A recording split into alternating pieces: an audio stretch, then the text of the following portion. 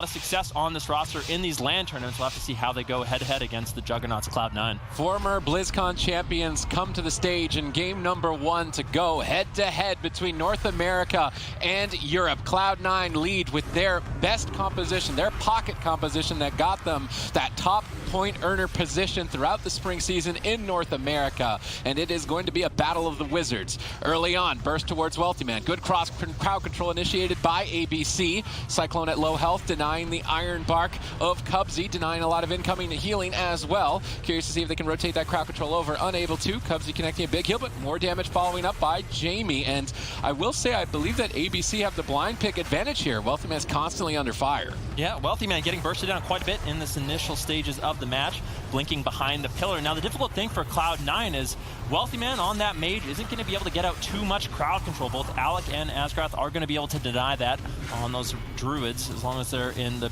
balanced form or in any sort of cap form. They will be able to avoid that crowd control, and that is one of the strengths that Cloud9 really has with this composition. Nice little swap onto Cubsy, forcing out Barkskin, but so far, most of the pressure and momentum has been in ABC's favor. Yep, damage back and forth, and as Restoration Druids are on both teams, we'll have to look to see how they manage their mana for the late game, who can sneak away, regenerate, and prepare for that stage of the fight. I will say the advantages that Alec and Jamie bring with this composition is a lot of instant cast damage, both burst and damage over time. They can rot down the Fell Hunter and Water Elemental pet of the Warlock and the Mage. We always like to quote ABC as the mastermind team. They always come up with the perfect counter composition. So if you're Cloud9 moving into the series, you're anticipating ABC to likely play a Demon Hunter Death Knight or a Rogue Mage. ABC anticipated that prediction and locked in the counter to the counter, but we see Asgrath getting swapped to out of nowhere. Cloud9 take game 1 easy as 1-2-3. Immense damage. It is casted damage a lot of the time. It's a little bit harder to deal with. We got BlizzCon champions going head-to-head here in our first series of the day. NA going to be able to strike first blood. Cloud9 looking to get on match point. Very curious to see if ABC can pull it together. Their pressure was looking solid on Wealthy Man for the first few minutes of that last game, but things fell apart quite quickly as Cloud9 found an opening and took it onto Asgarath. We do see Asgarath bashed up once again. How are they going to protect him? Infernals have landed. Chanimal gets peeled away by Alec. Alec, though, then gets counterspelled. All in from Cubsy. No way. He's jumping right on top of him. Shadow Fury out on diminished return. Will it be enough? Double Barskin forced out early on. Alec on the run, cowering behind the pillar. Cloud9 are all offense. Yeah, it was a lot of offensive cooldowns, although Wealthy Man was able to hold on to the Icy Veins, and you can see Asgaroth, no Trinket, no Barskin, no Iron Bark. Very weak in terms of defensives. Now good counter pressure on the Wealthy Man as he blinks away.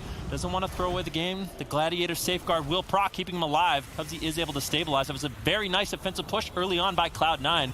ABC, what are they going to do? They have to deny the second go. Chanimal overextended. Jamie exploiting that. Huge burst follows up. They pull massive defensive cooldowns from Chanimal, making him a vulnerable target should Cloud9 want to make a push to kill Asgarath. Both Asgarath and Chanimal are the most vulnerable targets in the match and likely to be the targets for each opposing team. Cubsy, he is relentless, jumping right on top of Asgarath, completely unfazed from that swap on Chanimal early on, looking to kill him nice and early. Nether Ward gets thunderstormed away by Jamie, out of line of sight. Asgarath ducks for cover. Ursul's Vortex pulls him back in. Chanimal trying to get as much burst out as possible, but just not finding it. But look at the damage across the board. 2 members still low. Asgarath already falling behind on mana. Yeah, early on in game number 1, Cloud9, they were looking for crowd control and unable to find big pressure outside of that big one-shot swap on Asgarath. But this game, Cloud9, they're playing a lot different. They want pressure on all 3 members, keeping ABC guessing. And I think Cloud9, with this very aggressive strategy, it's hard for ABC to exactly predict what they're going to be doing, but so far they have been able to hold on and stabilize their health. I think as this game moves forward and stabilizes, ABC should have the advantage outside of these big goes that Cloud9 have. So Cubsy has been able to get good use out of this Feral Affinity. Now trying to chase down Asgrath, but Asgrath baits him into midfield. He's not able to keep up the chase. Chanimal getting lightning lassoed. Ends up breaking up early on there. Well done by him, interrupting that with the spell lock. You want to make sure that you're denying lightning lasso as frequently as possible from Jamie the Elemental Shaman. That's going to be one of the hardest hitting attacks of ABC, and you can disrupt it by crowd controlling it. Alec gets swapped to, stunned up by Cubsy. Cubsy really on point with this Feral Affinity, setting his team up for burst. That's the one weakness of Cloud9's composition, is they do not have a lot of stuns and lockdown, but as a Restoration Druid, taking the risk of Feral Affinity, so you take more damage, but you also do a lot, you also get stunned, so Cubsy can be on point as the healer here. Jamie sees an opportunity to swap to Cubsy, manages to at least pull Barkskin on his own and create an opening now moving forward for Alex Incarnation in about 45 seconds. Jamie still has Stormkeeper. He's going to be lining that up. Jamie wants to get some damage out. He's going after Chanimal. Good combo on the Chanimal. Cubsy in position, though, to immediately heal him back up. Yeah, Cubsy needs to be a little bit careful. He's playing aggressive right now, pushing in, potentially looking for a bash onto Asgrath. Manages to find it out of the Mortal Coil. Can they take him down? What is Asgrath going to do? Trinketing, trying to get out of line of sight, but a big swap over onto Cubsy. No Barkskin. Could be his Trinket. No. It's out of the Lightning Lasso. Ironbark should be enough to deny the kill. And now, once again, Cubsy in cat form, looking to get aggressive. Look at the mana right now for ABC. Massive lead for Cloud9, which we were not expecting in this specific matchup. Cloud9, the only team really showing this Mage, Warlock, Restoration Druid at such an insanely top-tier level you expect to see from BlizzCon champions like Chanimal. See what he can get done here moving forward. Alec in midfield is going to be the target, but Chanimal's actually getting blasted. 10 seconds away from that unending resolve. Needs to be a bit careful. He's going to be pulling back, retreating back out of line of sight. Asgrath, in the meantime, where is he on the battlefield? He's very far on the outskirts, looking to try and drink and regenerate mana. Wealthy Man all over him with these frost bolts. Chanimal with the Fell Hunter positioned as well. Cubsy's jumping into the fight. Another swap onto Asgrath with the Frozen Orb. Double Shadow Fury. Perfect cross crowd control by Cloud9. Huge damage. Perfect follow-up. One Chaos Bolt to close it. It's just going to be it. He's barely holding on. He's going to get closed out. Cloud9 are playing out of their minds. They certainly are, and let's actually talk about... Reunited, but they're on match point. They need to win 3 in a row, Ben. Yeah, this is one of the compositions that did make them BlizzCon champions just 2 short years ago. We'll have to see if they've continued that synergy. I think it's going to be a good matchup here. Cloud9 forcing ABC to switch up their comp. What is ABC going to do? ABC right now, Nixie's sitting in stealth, going to be moving forward, looking for an opener. Manages to find a sap onto the Fell Hunter, denying a spell lock from Chanimal, allowing Alec to get some free casting out. Cubsy caught into a Bash Cyclone, and it looks like Chanimal will be the target of choice. Yep, Alec getting out of that Cyclone early on. We see the Gladiator's Maledict activated by Asgrath. This is likely to try and bait out an Ironbark, maybe even find a kill. Triple Cyclone chain. Alec gets denied on the Polymorph. Perfect denial there on Chanimal's part. Breaking up the initial chain. Fair trade with the Ironbark for Vendetta. Cloud9 stabilizing. Polymorphs on Nixie. Cloud9 focusing on just control, trying to make sure that ABC cannot find a kill during their highest burst moment with that Vendetta. The next big threat from ABC will be the Icy Veins. Curious to see how ABC utilize that cooldown. They're just going to pop it right away, Ben. Yeah, looks like Cubsy will be moving in, looking to back up Chanimal if he can. Smoke Bomb was dropped down. Chanimal taking a huge amount of burst. Asgrath getting locked out. Will we see Cloud9 go for an all-in attempt once again? Looks unlikely, and normally what we see from these Rogue Mage Druids is they just sit on the Destruction Warlock, trying to stop as many casts as possible. That's one of the benefits for Rogue, but Nixie caught into a stun, caught into a Mortal Coil. Has to be very careful playing Relentless, now into a Fear. Chanimal gets interrupted on the Chaos Bolt. Good backup by Alex. Polymorph! Nixie just taking so much damage. Full Polymorph on Asgrath. Big mistakes early on. Nixie trades Cloak of Shadow, stuns up Chanimal. Chanimal trinkets out. He's ready to get a kill here. He's ready to close this 3-0. Infernals have landed. Ending crowd control on Asgrath. Nixie is likely to go down. He's on the run. Gets Polymorph back in midfield, potentially for a Chaos Bolt to be casted. This could be massive for Chanimal. Nixie gets around the corner and stays alive. ABC need to start pulling things back together. They're on match point. They cannot afford any mistakes. Like I was saying, for ABC, it's all going to be about denial on Chanimal. Nixie on that Assassination Rogue has a really low cooldown interrupt with Kick, as well as a short cooldown stun with Kidney Shot. So if he can rotate those on Chanimal, he can really deny his ability to get Fears and get Chaos Bolts, and the ABC can sort of win an attrition battle against Cloud9. All right, Cubsy's bashed up. Wealthy Man's in the Polymorph. ABC looking to lead the charge here, but not able to continue the chain, and now Cubsy can reverse with a Bash Cyclone opportunity of his own. Potentially not actually deciding to go for the Cyclone chain, potentially on diminishing return. Asgrath still looking for one, not finding it just yet. Cubsy ducking around, jumping out of line of sight and repositioning. Has a slight mana lead. Blind attempt here on the Cubsy. Let's see how they decide to play this out. With 3 members in crowd control, nobody can stop the damage of ABC. They've got free reign. Sap out of blind. Cubsy opts to trinket out of the sap. He doesn't want the momentum to continue in favor of ABC. Breaks up the chain and now buys his team a chance to battle back. Definitely, but this allows ABC a small window of opportunity. Cubsy with no trinket. You can see Nixie has Vendetta available. Chanimal might have to respond. with his unending resolve if Cubsy cannot get that crucial Iron Bark off. As well, Cubsy did wait to trinket out of that blind, so there is a small opportunity for ABC to get super aggressive on the next blind, knowing Cubsy won't be able to get out. Alec missing that Nova with the Water Elemental. That allowed Cubsy to drink back to full mana. A perfect situation for his team's composition, focused on attrition and dragging this fight out. Unless Asgarath can sneak away and find one of his own, this is not looking too good for ABC. And with that Fell Hunter chasing him, it's going to be quite difficult. Alec blinking back, jumping out of line of sight to avoid Chanimal's pressure, but they left Nixie behind. He's getting feared out of line of sight. Ultimate Man blinks over. He sees him isolated. Asgarath's trying to get a drink, but Nixie's getting bursted. Peels away Chanimal. Wealthy Man's trying to find Asgarath. Alec is slowing him up, but the Frozen Orb denies it. They still continue a significant mana lead at this point. Nixie gets Mortal Cold away. Chanimal just soloing Nixie in the back line with huge damage. Cloak of Shadows at 10%. Dangerous times here. Chanimal is just ready to play on the stage today. Yeah, Nixie might have to use his Vanish in this situation, but Asgarath finally finds some heals for him. As you can see, Cubsy pushing in, gets the Rake Stun onto Nixie. He forces out. He actually has already used his Cloak of Shadows, so there's not too much defense left for Nixie. If he has to trade out that Vanish defensively, that's such a good situation for Cloud9. Nixie surely wants to hold on to it to get that empowered Garrote silence if he can get into stealth with Vanish.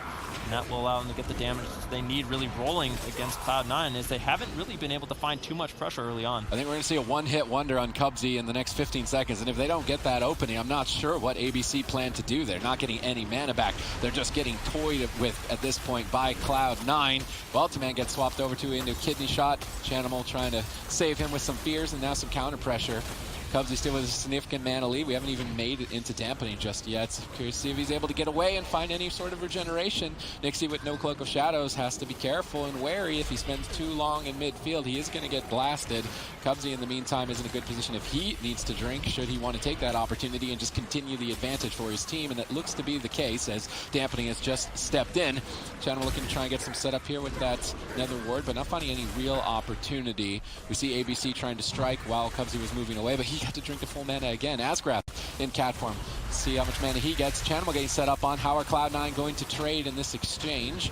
So far, just crowd control appears to be enough. But Cubsy gets counterspelled. Nice counterspell by Alec.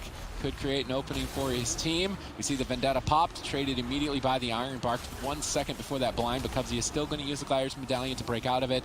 Fair exchange on Cubsy's part, just playing it out standard. Yeah, Asgarath almost completely tapped on mana at this point of the game. Going to be looking to get in cat form, but the denial from Cloud9 has been excellent. And I think ABC on this map, it's sort of backfired. Their advantage really is in the late game, where Nixie, with the Assassination Row, can do significant single target damage onto Chanimal. Nice setup here from ABC. Pull Ring of Frost onto Cubsy. He's got no trinket. They do have the follow-up. I think he actually trinketed out of the blind already, so there's going to be no follow-up crowd control. Chanimal does manage to survive, and now another swap coming in from Cloud9 onto Asgarath, forcing out the Iron Bark, but he's going to be fine. Cloud9 just really securing their lead in this matchup. I think ABC may have made a big mistake bringing this fight to Dalaran Sewers. Cooldowns, crowd control, and pressure. Cloud9 are the entire package here in this series against ABC. The first battle between North America and Europe. BlizzCon champions on both sides as crowd control is engaged for ABC. Where's the follow-up damage? Alec laying it into Chanimal. Chanimal counter-aggresses it with the Mortal Coil, but Cubsy is still locked down. Wealthy Man peeled away as well. How are they going to trade? He's very low on health. He's trying to hold on the unending resolve. Cubsy connects the Iron Bark and begins to stabilize. Now Chanimal's trying to move in with the Infernals, but he's still under fire. Is he going to take the risk and go for a cross or counter pressure at this moment in time? Fearing up Nixie, big Chaos Bolt, second Chaos Bolt, huge bash by Cubsy. Gliders Maledict committed as well. They need to pull a Cloak of Shadows with this from Nixie, and they managed to do so. Now moving forward, they can continue the mana lead as Asgarath will have to risk Nixie's life to try and regenerate mana. Yep, they have been denying the drinks, but right now Cloud9 kind of struggling to find pressure. That was a good attempt on Nixie, but trading out the Cloak of Shadows. ABC, they're very calculated. Cubsy once again sitting down for a drink, though. He gets a full reset. Things are going to be looking extremely good. But like I said, as dampening gets higher and higher, the Assassination Rogue becomes more and more effective at taking down the Destruction Warlock. The Destruction Warlock, of course, has a lot of self-healing and can sort of heal through some of that consistent pressure early on. But later on in the game, the Frost Mage and the Assassination Rogue could easily take down Channel if Cubsy's not ready for it. I will say at any moment, Alec could just hard carry this game. If Cubsy gets counterspelled on any cast, huge damage falls up from ABC, and Cloud9 are suddenly out of it. Even though they've developed such a massive lead over this long match that could be turned around at any moment, but Nixie is in trouble. Asgrath is totally out of mana at this point. It can't continue to heal. He's got Innervate available, but deciding not to activate it just yet. Wants to combo it together with the Overgrowth to maximize its efficiency. Cubsy now in crowd control. This is the carry that Alec could potentially do for his team. They need to take it back 3 in a row if they want to stay in the upper bracket for the spring finals of 2019. But Nixie getting bursted down, gets a kidney shot on Channel. He trinkets out. He's trying to just force Nixie out of this match with pure pressure. Calspo gets interrupted. Nixie with perfect lockdown, but Wealthy Man's been left open, carrying the team for now. Asgrath gets locked out. Cubsy jumps into the fight, and Cubsy has been MVP of this entire series with that Feral Affinity, but it's still not enough. Asgrath doing everything in his power to keep ABC in this upper bracket. Asgrath completely tapped on mana, but he pushes in, gets the bash onto Cubsy, but there's just no damage for ABC. Nixie's still in a lot of trouble. They make a swap onto Wealthy Man as he did use his Ice Block offensively to get out of crowd control, but Nixie's the one taking all the damage. Chanimal and Wealthy Man trying to just take him down. He's barely holding on. Asgrath with the Arc, everything they can do. Chanimal lands a Chaos Bolt, Gladiator safeguard procs, and that really is the last line of defense for Nixie. Chanimal gets interrupted, but Wealthy Man is just carrying with damage right now. Fully channeled Ray of Frost. Nixie, are you not going to cloak? Cloak of Shadows at 5%, 25% Deputy, and 0% mana. ABC have nothing. Alec needs to find a miracle opportunity. They still have the miracle opportunity. That's the one thing with Rogue Mage, is that even though if they're backed against a corner, they're against the wall, at any moment, they could swing the fight around, and it's all resting on Alec's shoulders. If he can see a window of opportunity to interrupt Cubsy and find huge damage on Channel, they may be able to find a kill, but if they don't find that opportunity, they are getting whittled down slowly but surely by Cloud9's consistency. Look at Cubsy just sitting behind the boxes. Full mana for Cloud9, 30% dampening. Alec getting low. Channel now caught into the kidney shot though. Nixie trying to find some counter pressure, but Asgrath just struggling to top off Alec and Nixie, now both being vulnerabilities in this matchup. Nixie trying to kite away, trying to get out of line of sight, but the Frozen Orb doing huge damage for Wealthy Man. Alec gets interrupted. Look at this pressure. Looking for a Chaos Bolt. All 3 members of ABC just falling apart. They are all running for the hills, but you can't hide from Cloud on top of a hill, and Cloud9 are on fire today with this Mage, Warlock, Restoration, Druid, both with early game setups, both with consistent pressure, mana management. They are the entire package here today in this first series between North America and Europe, and it's going to North America. Cloud9 take the first series of the day. Wildcard Gaming were one step ahead in the mind game, but let's see if they can execute on it. Sam I Am is going to be entering in game number 1 for Method Orange, and as I said, we don't know Method Orange for that Mage Druid synergy, and I want to see how much they've prepared with it. Yeah, I think they have been practicing quite a bit. I know Sidu and Sam I Am before this tournament, they were boot camping together, practicing day in, day out. Nice triple crowd control early on for Method Orange. Zeepai taking a huge amount of pressure. Looney with the Relentless is going to be very vulnerable to the Mage Druid crowd control as long as they can find it. Sam I Am getting interrupted into the Lightning Lasso. Good pressure for Wildcard Gaming. Good response. Zeepai did take a lot of pressure early on with the Astral Shift, and he could just easily fall. Big burst here from Method Orange. Great initiation by Sidu, getting that Bash Cyclone and then putting Wildcard Gaming on the back foot. Trill keeping up the momentum with huge Fists of Fury pressure. Looney struggling to deal with this, just getting bullied by Method Orange here in game number 1. Sidu moves in for another one. Lands the clone. Maro's locked out. Zeepai's on the run. He's on a 3-on-1. Sam I Am gets stunned up. He's not able to follow up with any damage. Zeepai back at the pillar with Looney at his side. Sam I Am blinks in, and Method Orange are all offense, but maybe a miscommunication. Zeepai getting cycloned when Looney was polymorphed. Sidu trying to compensate, switching that over to Maro, but now Zeepai is able to escape. Yeah, Zeepai on the run, and that's going to be his main objective in this matchup. Method Orange is going to be looking to put crowd control on Looney. Zeepai constantly going to be running behind the pillar, running out of line of sight of Sam I Am, making it very difficult. Sam I Am, basically, he can either get crowd control on Looney or do damage to Zeepai. That leaves Zeepai in a favorable position where he's only really taking damage from Trill.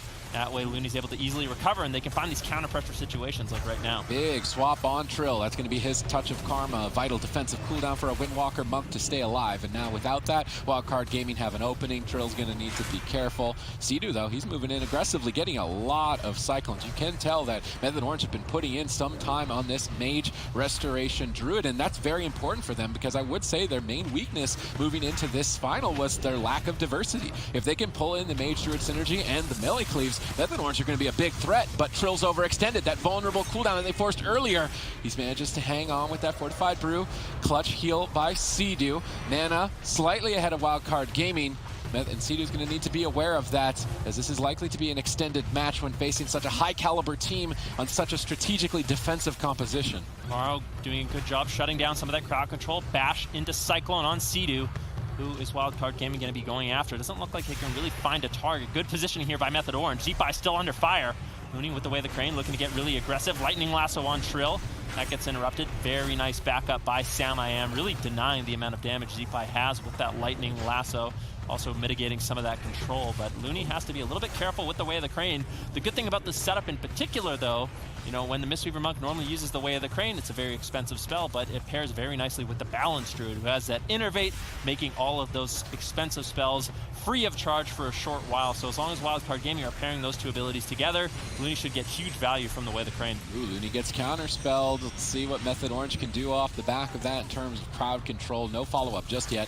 Sea-Doo gets denied into a Cyclone now as Trill gets bursted. 1 second left. Touch of Karma just in time to stay alive. They're not going to force through it just yet. Trill retreating back behind the pillar, recovering with Sea-Doo at his side. Now Sea-Doo moving forward, looking for crowd control. Looney gets paralysis. Zeepai and a polymorph. Are they going for a swap? They're switching over to Looney. They're trying to catch him off guard. I'm not sure if you're going to be able to do so. Looney transcendences back behind the portal, but now we see Sea-Doo moves in with a bash. Looney's still in trouble, disrespecting some of the burst here from Method Orange, but manages to hold on to a lot of cooldowns with that positioning. Trill now on the run. Yeah, just a little bit of a misplacement on that Ring of Peace from Trill, and they might punish him for it. He's getting low. Fortifying Brew's activated, reducing some of the incoming damage. Sea-Doo has to play catch-up. Trill should survive, but the Trill had just placed that Ring of Peace a little bit differently. Could have kept Looney in a position where he really couldn't have gotten away, and that might have been the kill for Method Orange. But that was a nice attempt, forcing Looney very defensive. He still has the Life Cocoon as well as the Relentless. Now a big attempt over onto Zeepai. Method Orange really doing a great job finding offense in this matchup. I'll say it's impressive that Trill can balance both top-tier rating, Mythic Plus, Dungeon Invitational, and the Arena World Championship all at the same time. Method Orange with this Windwalker Mage, their setups are looking solid, but it's really mana on the clock. Sea-Doo has managed to find some mana, moving for a late game. That's going to be very important as Wildcard Gaming are going to drag this out as long as possible. So let's see if Sea-Doo can keep up both this crowd control and mana management to keep his team in the fight, as we would say that they're disadvantaged compositionally. Wildcard Gaming were anticipating this, and when locking in this Balanced Druid Elemental Shaman, Stormkeeper, Incarnation, comboed together by Wildcard Gaming. This is a big moment for them to burst down a target. Sam-I-Am's in trouble. He's got the Temporal Shield rolling. It's absorbing all of his damage, and it's going to heal it back to full. Perfect time shield by Sam-I-Am now as he looks for a swap on the Looney. Looney ducks recover, rolling across the map. Both these teams keeping each other on their toes. Definitely paralysis over on the Sea-Doo. That was a nice double leg sweep by Looney to set up that situation, getting Sam-I-Am, Trill, and Sea-Doo in crowd control. Sam-I-Am actually traded out his trinket there, so the next Lightning Lasso will sit full, and that's an opportunity for Wildcard Gaming to get aggressive. We're at 3% dampening at this point in the game. Trill sitting on all his defensive cooldowns as once again Wildcard Gaming looking to make an attempt on him. And early on, Sea-Doo was behind on mana, but with the way they're playing it now, Sea-Doo's mana has stabilized. Method Orange still in a decent position in this matchup. They need to find another attempt. Seems like Looney is their main kill target at this point, but with Trill on the Windwalker Monk and Sea-Doo on the Restoration Druid, they really have to wait for the long cooldown leg sweep to make a swap on Looney. It becomes relatively predictable when they can only go and make an attempt every minute. Sea-Doo's trying to cross midfield to stop Looney from drinking, but he got blasted crossing the field. He's going to have to spend a lot of mana to recover from that. Looking for a Cyclone on Zeepai, trying to set up the team for a swap to Looney. Maro needs to save him. Can Maro get in position to start getting some crowd control? He moves in, he's not able to get the Cyclone. Looney realizes he's isolated. He's going to trade a cooldown instead. He cannot rely on his teammates. Now they can get aggressive though. Trill is in a Lightning Lasso, double leg sweep, perfect crowd control from Wildcard Gaming as they begin to strike back. Sea-Doo now in a Cyclone. Sam-I-Am on the run. Trill trying to support with Vivifies. Zeepai closing in on the opposite side. Looney taking this opportunity while Method Orange are under pressure to drink. If Looney can regenerate back to full mana, that's a huge opportunity as Way of the Crane is a big push. Costs a lot of mana though, and now Looney will have access to it moving into dampening. This is trouble time for Method Orange. Yeah, Method Orange, I think they need to go back to the strategy of trying to take down Zeepai. Going after Looney, although it can be fruitful if you can get that huge one-shot attempt, it seems like they had way more control of the matchup when they were on Zeepai. Looney once again trying to cut away. Trill forced to play a little bit defensive in the situation, and the forward to be charging out into midfield just yet, trading out the touch of Karma onto Zeepai.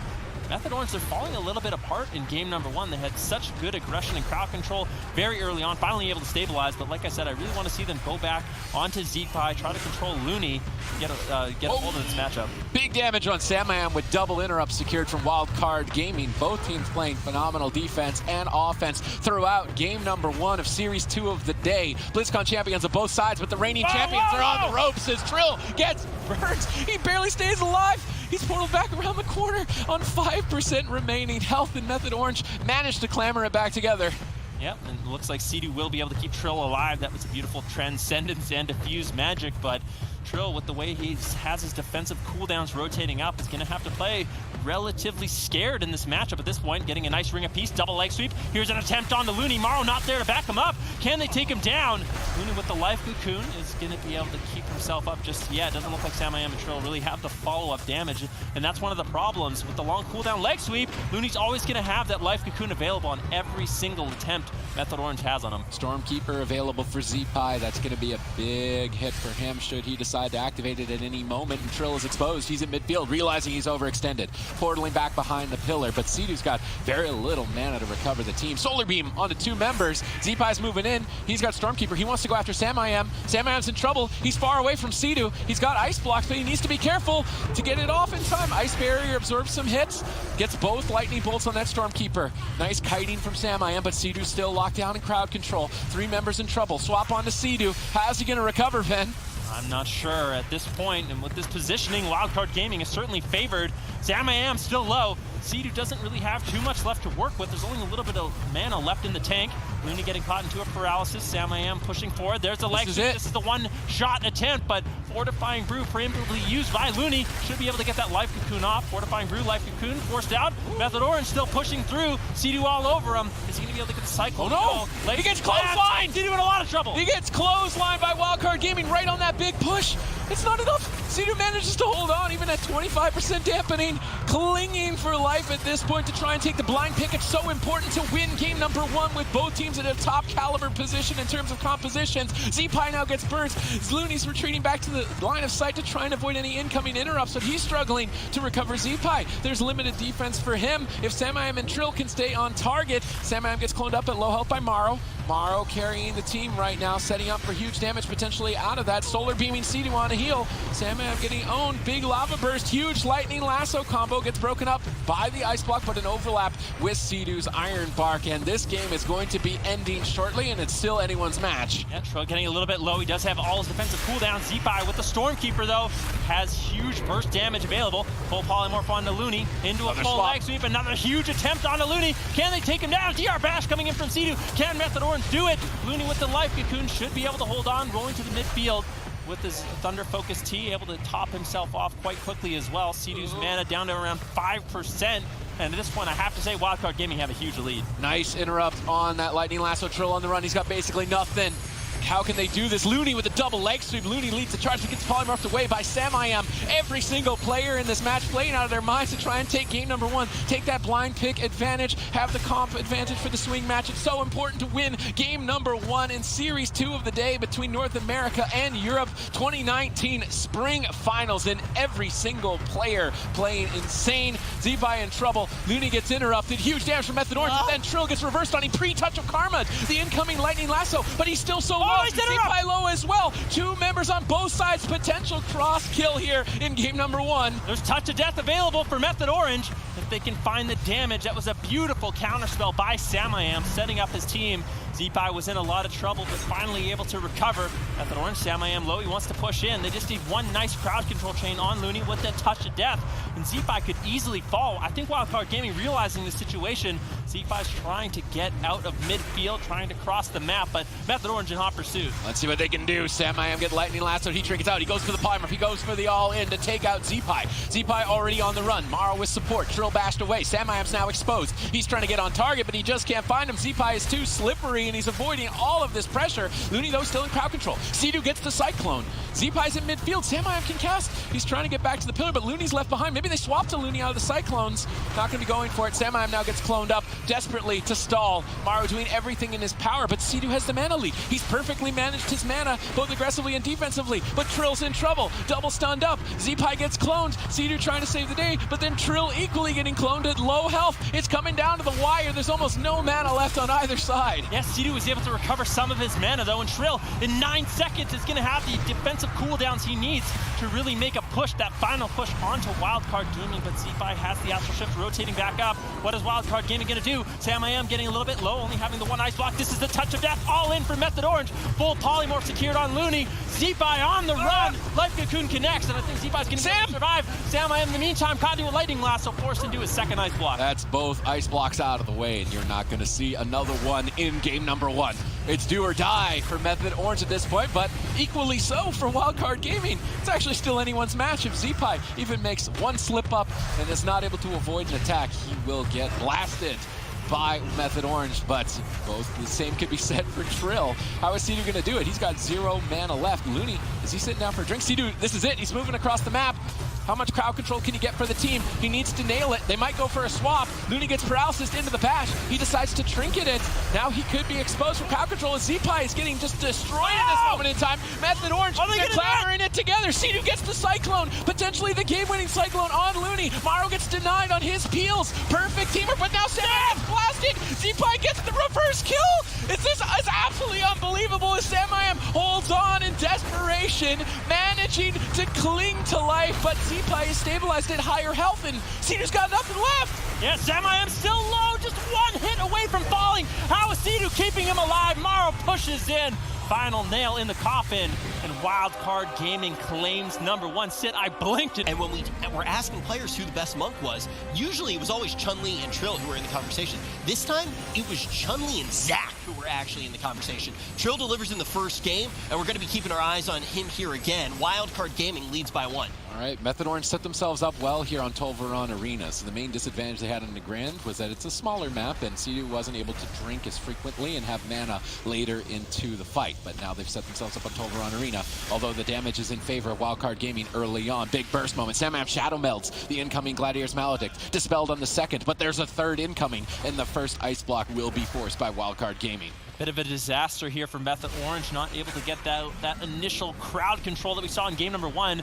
Sam I Am forced into an early ice block. If he gets that Cold Snap cooldown rolling early on, I think it's likely we see 3 ice blocks in this match, because the last game did go up to 48% dampening. But like I kind of mentioned, I kind of blinked and we got there. I think really at any moment this game could end. Method Orange, I think their best attempt here is onto Zeepai. They can get good crowd control, but Sam I Am and a Lightning Lasso once again could be in some trouble. Full life sweep onto Sea-Doo, and Wildcard Gaming, they have so much crowd control on Sea-Doo early on. Method Orange is basically forced to play defensive. Wildcard Gaming are setting up the kills early on, which we do not normally expect from this composition. The Bounce Druid and the Elemental Shaman usually focus on Cyclones, Healing Surges, Disruption, and stalling the game, but in this particular matchup, they are also looking for setups and burst opportunities and potentially catching Method Orange off guard at times and forcing major defensive cooldowns, such as the Ice Block. Sam I Am will only have 1 of those for another 5 minutes. Sea-Doo gets bashed. Where are Wildcard Gaming trying to go? It looks like they're trying to go after Sea-Doo. Bit of a swap over onto him. Trill's out of the game in a Cyclone, but Sea-Doo is able to duck around the corner. Perfect positioning on his part, not getting caught overextended. Cycloning Zeepai, so he is safe to move to midfield and potentially switch the Cyclone over. Now cycloning up Maro. Curious to see if he can move over to Looney. Jumping now on top of Looney for a leg sweep swap, but he got the Fortified Brew off right before the stun. A bit of a mistake and a blunder on Method Orange's part, and that allows Looney to easily survive. Yeah, Looney is able to survive, and like I kind of mentioned in the last match, it is really difficult to take down a Mistweaver as this composition for multiple reasons. The first reason is, first of all, Looney, he's playing human, so he has the every man for himself to break out a stun. He's also playing Relentless, so all of the stuns are going to be reduced on him, but also with that Life Cocoon, with the Fortifying Brew, he always has an answer for when Trill and Sea-Doo have their stuns available, and the only way Method Orange is really going to take him down is overwhelming amounts of burst damage. I think they have to get Looney in a stun when he's already a little bit low, but Wildcard Gaming with a huge attempt on a Sea-Doo. Sea-Doo could be in some trouble, activating the Bar Skin as well as the Shadow Meld. Shadow Melding 2 incoming Maledicts from Wildcard Gaming. Great plays. Yep, Looney now counterspelled, and Zeepai the target. It's 3-on-1 and he's in midfield. That's perfect for Method Orange, but Sea-Doo tried to jump in for crowd control, got clotheslined by Maro. He has to trinket, but they go for it anyway. It's do or die to kill Zeepai. Maro is the playmaker here for Wildcard Gaming with beautiful cyclones on Sam nice. IM, denying the kill long enough for Looney to connect the life cocoon, but now Sea-Doo cycloning that at low health. Zeepai is starting to stabilize, and now counter-aggress on the Sam IM, big hits. Temporal Shield lined up, though, soaks up all that damage and will likely heal him back to full. Both teams so evenly matched here in game number 2. Definitely. Looney still with a little bit of an edge in terms of mana. We'll start seeing more setups coming in from Method Orange. The last one was nice, but they really didn't get too many defensive cooldowns. The Astral Shift will be forced out by Zeepai, but only has a 1.5 minute cooldown, so in 53 seconds, that's going to be available once again. Trill, excellently done, using his Touch of Karma on the bash from Maro, and that will keep him alive and basically not force out too much mana from Sea-Doo. Preemptive plays coming in from both teams, just trying to avoid as much damage as possible, trying to conserve their mana bars, and we've been seeing that from a lot of the teams in this tournament. Instead of just overhealing, just spamming out as much mana as you can, they've been very precise in avoiding damage so they can extend their mana bar for longer on in the game. Big hit on Sam IM. Sea-Doo's in crowd control. This could be the second ice block already. Still 2 minutes away from a third one, potentially. We do see Iron Bark just in time. Sam IM stabilizes at 50% as they look to attack Looney. Big hits, Life Cocoon. That actually gets shredded quite rapidly by Method Orange, but Looney recovers. Trill now in a Cyclone. Sam IM still the target, but Sea-Doo at his side, connecting some big regrowths and starting to stabilize. At any moment, these Star Surges and a big Earthshock could close this game out for Wildcard Gaming to take it. Trill gets blasted, Cyclone to low health. Sea-Doo trying to time some heals out of the Cyclone. Trill still moving forward aggressively. Way of the Crane gets activated. Looney wants to get a kill for his team with that cooldown. It's going to add a huge amount of damage to the team. They lock out Sea-Doo. 2 members potentially in trouble. Sam IM getting swapped to as well. 3 members in trouble. Sea-Doo paralysis. Trill to target. Diffuse magic on the Gliders Maledict, but there are multiple incoming. Lightning Lasso pins Trill down, but with Iron Bark activated, he's going to more than likely to survive. They now switch targets, and Wildcard Gaming are all over the place. Yep, Lightning Lasso on Trill, forcing out the Iron Bark. Immediately Cyclone on Trill, and damage on Sam IM. That forces Sea-Doo to heal multiple targets and not get full value out of that Iron Bark in this matchup. We are now at 2% dampening in terms of mana. Sea-Doo a little bit behind, but he was able to hold on to his mana bar for quite a while in that last game. Maro now looking for a bash paralysis onto Looney. Good crowd control here from Method Orange, who are they going after once again onto Looney. Can they take him down? ER bash, a lot of incoming burst damage, but Looney, all he needs is one global, one ability, the Life Cocoon, to keep himself alive. And that's my only problem with these swaps coming in from Method Orange. They get a lot of pressure, a lot of damage, but Looney just immediately negates everything they do with just one button, portaling behind the pillar, and able to stabilize completely. Every single member in this match playing out of their minds. Game 2 of Series 2 of the day between North America and Europe at the Spring Finals of 2019. Wildcard Gaming leading this series 1-0, but that last game was so close. It could have easily gone in favor of Method Orange, so we cannot count them out just yet. I could see this going to a game number 5. If you are just tuning in, you do not want to go anywhere. Looney managing to regenerate back to full mana. That's a big play on his part, so he'll be able to access that Way of the Crane more frequently and more often. Sam IM on the run. Trill gets left behind. He's bashed in midfield. Big damage follows up out of it. Transcendence back out of line of sight, but Sea-Doo not able to get to him just yet. Connects some heals finally. Sam IM's now in trouble looking for polymorphs. Looney pre-rolls away. Expected to swap onto himself, so activated that fortified elixir, but they didn't actually switch, so now that preemptive play is an opening for Method Orange. Curious to see if Sea-Doo can move across the map and initiate it for the team. He is in midfield currently, and Sam IM with him as well. Looney gets caught, but Sam IM's in trouble. Sea-Doo needs to juggle both defense and offense perfectly. Sam IM cycloned at low health on the swap onto Looney. Perfect timing by Maro. Great support on his part with the utility of that balance druid, and now equally so with burst damage as Sam IM Shadow Meld 2 Gladiators Maledicts for 1 Shadow Meld. Perfect exchange and mistakes made by Wildcard Gaming. Yeah, definitely well done by Sam IM, but once again, Method Orange forced really defensive, and that's not what you want when you are the control composition. Bash onto Sea-Doo, good attempt here from Wildcard Gaming, but Zeepai getting low. Trill on a solo mission, putting out huge damage on that Windwalker, forcing out the Astral Shift, and now this is definitely a vulnerable situation for Wildcard. Can't land anything. Sam IM in the meantime does have the ice block, doesn't want to throw away the game behind the pillar. Gladiator's Safeguard is enough of a safety net to allow Sea-Doo to get some healing out, but Trill in the meantime also getting swapped to. Wildcard Gaming is all over the place. Trill gets Cyclone on that Touch of Karma, still vulnerable. Now back on Sam IM, really keeping Sea-Doo guessing. Maro is playing great on this balanced Druid, and Wildcard Gaming overall huge damage. Ice block at very low health. Method Orange cannot afford to lose here. They'll be put on match point. 2-0 for Europe in this series if that's the case.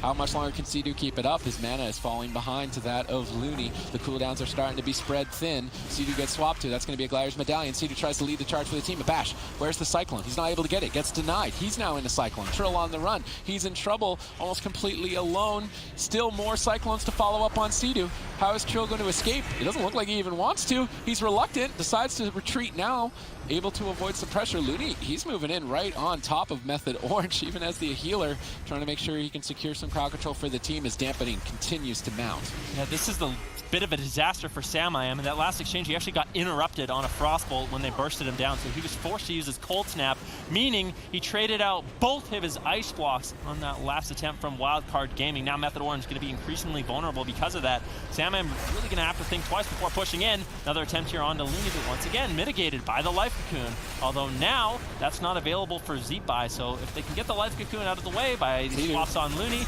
potentially they could take down Zeepai a little bit later on. Lightning Lasso onto Sea-Doo, but good backup by Trill interrupting that quite quickly, and Sea-Doo does manage to survive. I don't know, momentum is starting to go in favor of Wildcard Gaming with 2 members low on health. Method Orange are trying to pull themselves back together here for another attack towards Zeepai. Trill really carrying the damage right now and the crowd control, but he's overextended. Realizing that, he activates Touch of Karma to go in for the kill. Doesn't decide to do so. Sea-Doo's trying to set up a drink. Sam I Am blinks back to avoid damage. The Starfall whiffs. Sea-Doo is in stealth. If he can regenerate back to full mana, Trill though is still exposed. Diffuse Magic on such low health, but Sea-Doo managed to do it. He's got a full mana bar for Method Orange and the team. He just needs to recover. Trill has to hold on a little bit longer. He's still low. Sea-Doo, he needs to start connecting some heals, but he's just caught in crowd control. Beautiful CC from Morrow. Hex now. Sam I Am dispels it off. It looks like Method Orange might be able to recover, but Sam I Am still vulnerable. Gladiator Safeguard once again. Last line of defense for Method Orange. Sea-Doo with a full tank of mana. If he can recover here, this is going to be great for Method Orange, but Wildcard Gaming really trying to punch that drink. Look at this damage from Wildcard Gaming. 2 members have been at sub 50% health for a minute straight at this point. Sea-Doo managed to regenerate mana, but he's having such a hard time getting his team back to full health for a push. It's taking so long, they decide to go for it. It's do or die. Looney gets crowd controlled. Who's the target? Morrow sees it coming. He's in bear form right before the attack, but they don't even seem to care. They're trying to cut through that. They are managing to do so at 33% damage, but Sam I Am spent too long in midfield. Zeepai's tearing into him. They left Zeepai open for 5 seconds, and he is going to close this out. 2-0 for Wildcard Gaming. Against the wall, it's 2-0. If they lose this, they're going down to the lower bracket early on, and that is going to be a shark-infested lower bracket with ABC already down there. Sea-Doo, Mez, Trill, what can they do? It's Dowler and Steers. They've set themselves up strategically on the map choice and the composition. Can Trill nail enough mana rifts to burn Looney's mana out and find the victory with pressure is the question. Can Mez perform on the stage here the first time we're going to see him? Yeah, we'll definitely wait to see. Full Asphyxiate stun onto Looney. Are they able to get a mana rift? Unfortunately not able to find it. Trill playing the death, or from the rain from above, sorry, to get that extra damage out of the Demon Hunter, but he's still a Lightning Lasso. Could fall very early on. He trinkets. Still a lot of trouble. Darkness gets dropped out as well as Metamorphosis, as well as Anti-Magic Zone. Sea-Doo caught into a full Cyclone. Trill all alone. Wildcard Gaming looking to close out game number 3 instantaneously, and they will claim this series. Able to take out this underdog, or is Never Lucky going to be able to get the miracle run started right here in the Grand Arena in the blind pick? Yeah, Method Black with a little bit of a surprise. Swapsy on the Destruction Warlock, taking a page from Cloud9. They're going to be blocking in the Frost Mage, Destruction Warlock, Restoration Druid. Never Lucky. This is a composition they have ran into time and time again. When they play against Cloud9, normally it doesn't go their way. So potentially this is a great blind pick for Method Black. We'll have to see what Never Lucky in terms of strategy really has prepared. They are very experienced in this matchup, so they might have a potential all-in available at some point. This is really interesting because I was watching Method Black in the player practice area yesterday when they were playing some of their matches, and they have been putting hours and hours on end into this Mage Lock Druid composition, clearly inspired by Cloud9's success over in North America. But I mean, I talked to Looney, and Looney doesn't respect Swapsy on Warlock at all. He thinks by comparison to, say, Chanimals, there's just like no comparison to be made there. One of the interesting things is that Swapsy's actually not running the Mortal Coil. You see it there. He's using the portal for the Warlock, which is going to give him more mobility and basically a counter to Valido's Death Grips, which kind of put him out of position. He's able to reposition himself in the middle, and they'll go for this kind of, you know, teeing off on Valido strategy. Yep, Swapsy, interesting talent choice with the Demonic Circle. It definitely makes the all-ins from Never Lucky a lot less valuable. I think for Swapsy, even if he isn't the most experienced, this is a player that has multi-classed a lot in the past. And if you have two players to back you up on Mage, Restoration Druid, Raikou and Chaz, definitely among the best you could possibly have. A nice attempt here by Never Lucky, pushing in on Swapsy as he uses the Demonic Circle to move into the midfield once again. Raikou soaking some damage, getting an interrupt on Colo, but at this point in the game, with these particular classes, I think it's really unlikely that Method Black can really push in and sort of run down Never Lucky. If this is the strategy we see a little bit later on in the game, Never Lucky will slowly but surely fall apart, but I think Never Lucky, they know their timing. They know exactly what they need to do. They're going to be gripping in Swapsy consistently, looking for some burst damage, nice ring of peace to knock Swapsy away from his Demonic Circle. And if they can do that later on, Chaz is really going to struggle to keep him alive. Yeah, the strategy for Never Lucky is basically they need dampening to take down this Destro Warlock. The Destruction Warlocks do a lot of healing through the Soul Leech. It makes them very tanky early game, but of course as that healing reduction comes in, it's not only for the healers, it's also for those DPS, meaning that Swapsy will struggle to keep himself alive more and more as this game continues. That's why you see this kind of turtling strategy. Valido and Zac, they're both going to be playing very close to this pillar, able to line of sight both the Frost Bolts from Raikou, but also the Chaos Bolts coming in from Swapsy. We see that Infernal, it's a huge cooldown coming out of the Destruction Warlock. Let's see what Method Black can do with it. Yeah, it looks like the Life Cocoon will be traded out by Colo, overlapped with the anti-magic shell of Valido. Now there is an attempt, but that was the Infernal from Swapsy, so a lot of the potential burst damage now committed by Method Black, and Never Lucky is going to be feeling relatively healthy if they can survive that Infernal. Raikou dropping out a Frozen Orb, basically cleaving down all three members. The Frozen Orb and the Blizzard don't do the most damage in the early stages of the game with the amount of healing the Death Knight, the Windwalker, and the Mistweaver really have available, but in these situations where Never Lucky is forced to cross the map, that's when they become vulnerable. Valido, if he gets caught in the midfield for too long, Method Black with Raikou and Swapsy will be able to get that precious casted damage off, potentially take him down.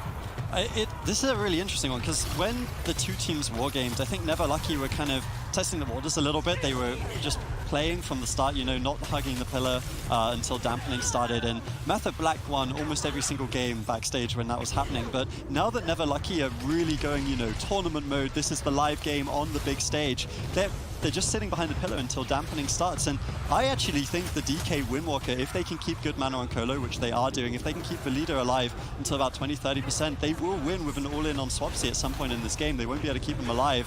Valido needs to be a bit careful here. We see those Maldics coming in, one of the big win conditions, of course, since we don't have those PvE trinkets available on the tournament server. But I mean, he should be okay. Colo trades out the Life Cocoon. Without the dampening, it's going to be very hard to take down this Death Knight. Yep, that is for sure. Way the Crane gets activated by Colo. They're looking to get really aggressive on Swapsy. He has his Dark Soul available, using the Demonic Circle to port in the midfield once again. Are they going to chase? Valido actually grips him back. Colo caught into a full polymorph. Valido could be in a little bit of trouble. No anti-magic shell really available. Zac trying to get some pressure, now falling back, throwing some heals, really helping Colo out by topping off Valido. And in that exchange, although Colo sat a full polymorph into another half DR polymorph, Valido was full HP by the end of it, so that really shows some of the self-healing that these classes do have available. And now you can see Method Black still with Valido in midfield. Do have an opportunity. A beautiful Blink counterspell landed by Raikou. Valido in some trouble. Chaos Bolt does land. Once again, Never Lucky forced to retreat to the pillar. That was some big cooldowns forced out, though. The Icebound Fortitude from Valido, a beautiful Blink counterspell from Raikou, denying any heals coming out from Colo. And now they're starting to feel the pressure from Method Black, this experienced veteran team coming out of Europe. Raikou just playing so aggressively. He knows he can afford to. He'll never be the kill target. That Frost Mage so slippery. He's got the Icy Veins active right now, trying to get out as much damage as possible. But honestly, Colo is dealing with this like a champ. His mana is fantastic. The whole team contributing, of course, Valido with the Death Strike, Zac with those Vivifies, just trying to keep the team as high health as possible without taxing Colo. And it's looking fantastic for them. Going into dampening, I think Never Lucky have survived this pressure like absolute pros. Yeah, look at mana. Colo way ahead. Chaz at some point might have to sneak away for a drink. This might be the moment where Never Lucky really pushes. Swapsy caught in midfield, already using his Demonic Circle. Zac, Valido all over him. Colo with the Way of the Crane available. Will he decide to use it now into a full polymorph? Raikou getting some counter pressure for his team. Valido forced to trade out the anti-magic shell, stay aggressive, but he does manage to hold on. And this is trouble time for Swapsy. This is big trouble, and I mean, the mana on Chaz isn't looking great either. He trades out his trinket. There's no wall available for a couple of seconds because of that lockout. They're trying to counter pressure Valido, though this is still early days in terms of dampening, so also an early push from Never Lucky here. Method Black will try to counter that, of course,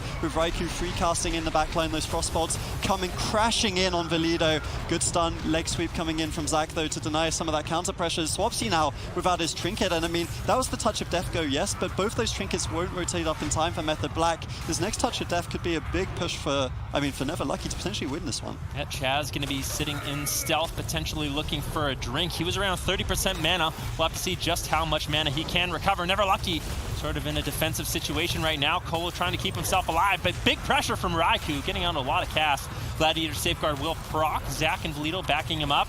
Now Swapsy gets gripped in. Good pressure here for Never Lucky, although Swapsy doesn't seem to be taking too much damage. Chaz able to completely reset his mana, and at 12% dampening, that is the exact situation you want to be in as Method Black. Yeah, it's definitely something that the Mage Lock Druid will always be enabled. Any map, pretty much, the rest of Druid can just kind of run off, go for those drinks. It's very difficult for the melees to stop because of the Frost Mage's slows, right? It's hard for them to cross the map, deny Chaz of those drinks. And well played, good situation from Method Black. They push in a little bit, get that. So now they have the reset. It's what they need, but at some point, the Restoration Druid will just struggle to heal through, especially with Maldix. Swapsy's gonna have to play this one very well. He does have the portal, actually uses it preemptively, uses it before the Death Grip. So now they're gonna have very good uptime over on him. Could have been a slight mistake there from Swapsy, and that's been the kind of question mark here is, how is Swapsy on this Warlock? We've seen him on so many classes. We haven't seen the Warlock too much from him. Can he play to the level of Chanimals? If he can, they'll surely win. Yeah, I think they are going to be in a good situation, but Never Lucky, they might be able to exploit any weaknesses. There's a full Seduce on Nicolo into a full Polymorph. Now Valido could be in a little bit of trouble with no anti-magic shell available. If Raikou, Swapsy, and Chaz have the Gladiator's Maledicts available, that is all the damage that they really need. Second Chaos Bolt might land on Valido. Looks like Life Cocoon will be enough. Bash, Chaz moving in with crowd control on Nicolo. Raikou looking for a Polymorph, finds it onto Zach. Colo out of crowd control, deciding to use his Way of the Crane, but Valido's still in a lot of trouble. Yeah, and actually the Cataclysm there from Swapsy was kind of wasted, just using it into the Way of the Crane. He's easily going to heal through that. He's in a little bit of trouble right now, gets gripped away from the gateway. They're looking to get aggressive. Touch of Death is committed from Zach. Never Lucky looking to get the kill here, potentially. Chaz has burned through his mana that he just restored so quickly, trying to keep his Warlock alive. The Destruction Warlock has no real way of getting away from these melees. They even knock him out of the shroom to deny their effervescence. Chaz once again looking for a drink here, kind of disrespecting Never Lucky, but it looks like he's going to get away with it. So much mana. He needs to get back to Swapsy though and stabilize, because otherwise they could fall far behind here. Yeah, there's a full leg sweep. What are they going to be able to get done? Colo gets interrupted into a full Polymorph. Raikou just really doing a great job in this matchup so far. They need the damage on Valido, but anti-magic shell once again will deny the damage.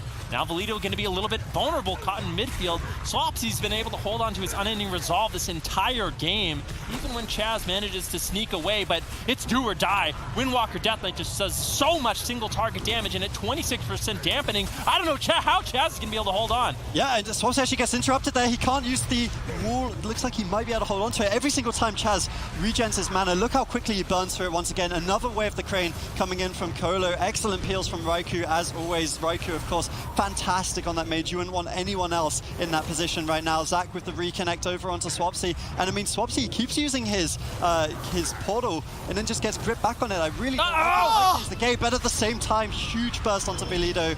That was the Infernals, I do believe, from Swapsy. They didn't retreat on it, and Method Black able to pull through. Day for Cool Tyrus. Will it also be a day for Method Black? That's what we're looking to see. This is the blind pick from Method Black here. The Windwalker, the Frost Mage, the Restoration Druid. They had a good win rate with this going through Cup 5, Cup 6 of the spring season. It kind of became one of those default compositions for them. Waz, of course, Waz Walker. Something he's played on the ladder a lot, but Never Lucky. They got the counter pick. They bring in the Moonkin Demon Hunter, and again, if they can survive, they will have the mana, the mana in their favor because of that Demon Hunter. Yeah, definitely. It looks like Packrat's going to be the main target of choice, and that is one of the disadvantages for the Moonkin. You put a lot of pressure on a Moonkin like Packrat's, forces him into bear form, which really limits the amount of crowd control as well as the amount of damage he is able to do. But so far, Colo able to easily keep him alive, and things are looking decently well for Never Lucky. Packrat's deciding to use that Incarnation to get really aggressive. Chaz, Raikou, and Waz sort of in full retreat. Zach once again landing a Mana Rift onto Chaz.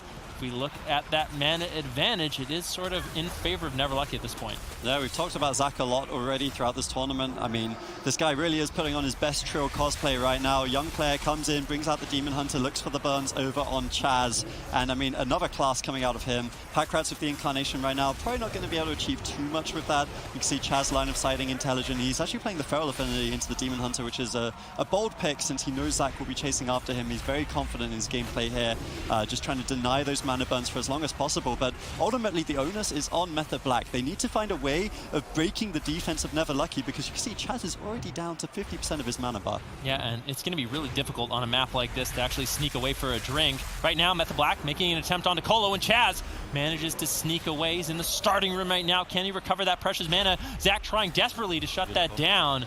I think Chaz actually wasn't. He didn't get too much mana back there. That was nicely done by Neverlucky, realizing the situation and making sure Method Black can't get their mana back. Yeah, I actually thought that was a really nice setup from Method Black. You know, they did the swap over onto Colo, forced the DPS to come back and peel. We even saw the Ring of Peace to try help Chaz get some mana, but it's such a small map. It's an intelligent pick from Neverlucky. They know exactly what they're playing for here. You know, they've got the small map. It's going to be hard for the drinks from Chaz, and Zach will just chase him down. Wherever that Druid goes, he must follow on this Demon Hunter. But it is a difficult thing to pursue, because, you know, Raikou and Wise have been doing such a good job of just shutting him down as much as possible. Yeah, definitely a really difficult task. Chaz now into an imprisonment. Raikou getting bursted down. Good damage here for Neverlucky. Looking good in game number 2 on hook point. What is Method Black going to be able to do? They thought that the Windwalker Frost Mage Restoration Druid would be their best bet in a blind pick, but right now, Neverlucky, they seem to have an answer. Chaz on the ropes, trying to run away. Farskin gets committed behind the pillar with a regrowth. Will manage to survive, but that was a very close call for Chaz. Zach once again trying to hunt down Chaz in this matchup. Good pressure on a Packrats. Colo gets interrupted.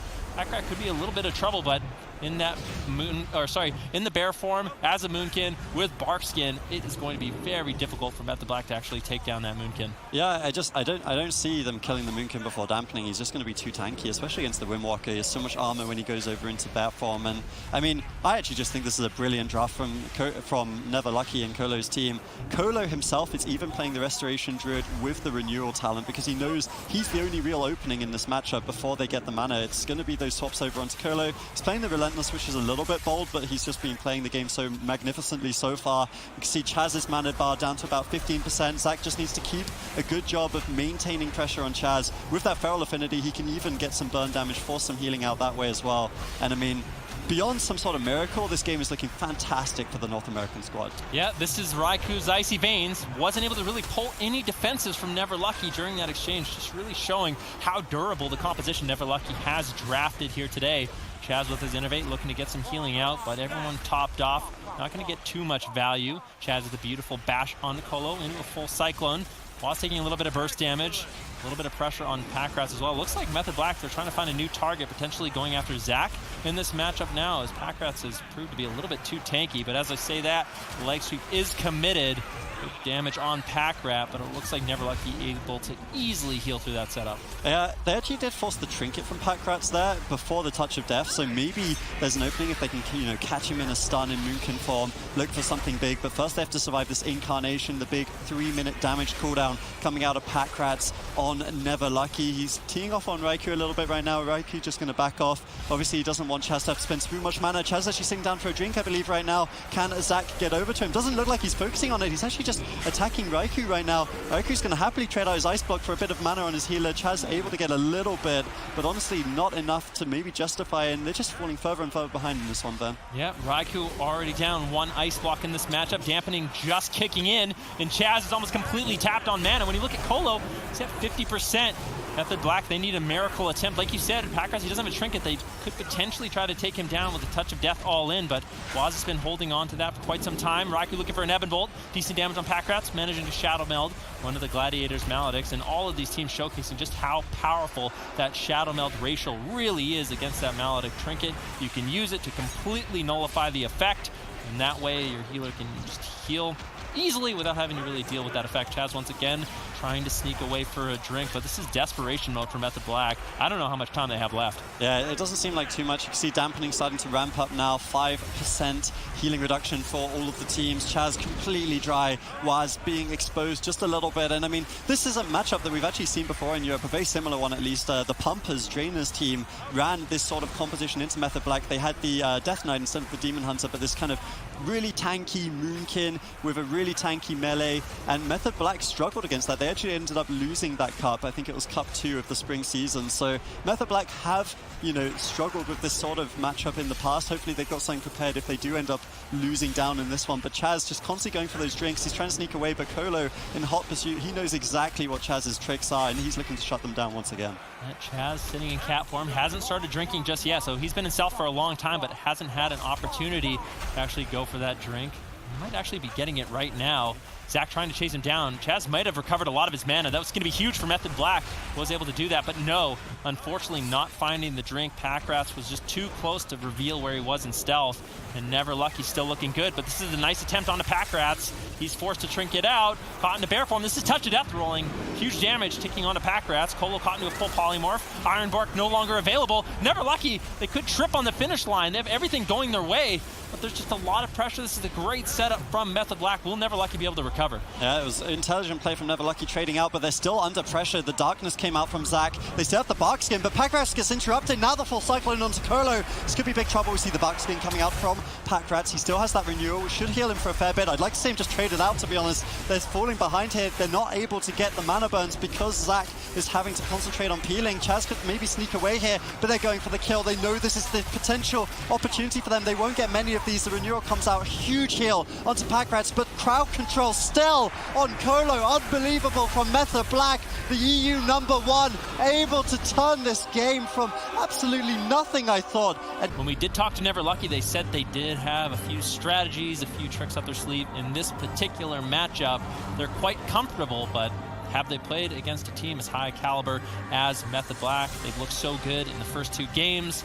Never Lucky really has their work cut out ahead of them. Yeah, and I mean, Never Lucky, like, we commend them on their composition diversity. They played 14 unique compositions throughout the spring season, but almost 50% of their total games was this comp. This really is their strongest comp. It's what got them to this LAN, and I'm not too unhappy to see them loading it in against Method Black in Game 3 here. They've got to try their chances. As Rich alluded to, the series is definitely not looking great for them right now, and I mean, these guys are some of the best at this composition, so we'll have to see what those strategies are. I'm very excited because, like we've said time and time again, Colo just comes up with weird stuff, and sometimes it pays off, sometimes it doesn't. Yeah, and we'll have to see if it is going to pay off for them in game number 3.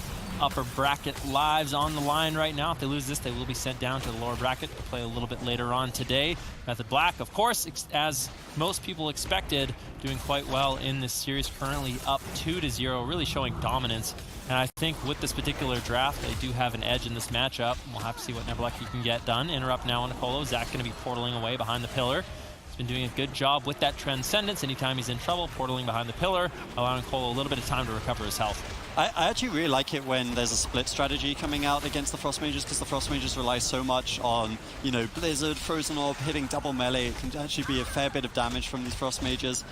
Maybe they'll opt for something like that. Zach, though, taking so much pressure right now. Nice. With Touch of Death coming out from Waz. He's able to port down, actually juking Waz a little bit there. Nice plays coming in from Zach, showing what those NA Windwalkers are made of. He holds on to the Touch of Karma because of that nice defensive play. Yeah, the crackling Jade Lightning, well positioned by Zach, forcing Waz to get knocked off the side, really denying that Touch of Death go from Method Black. So very well played, high level Windwalker gameplay coming in from Zach.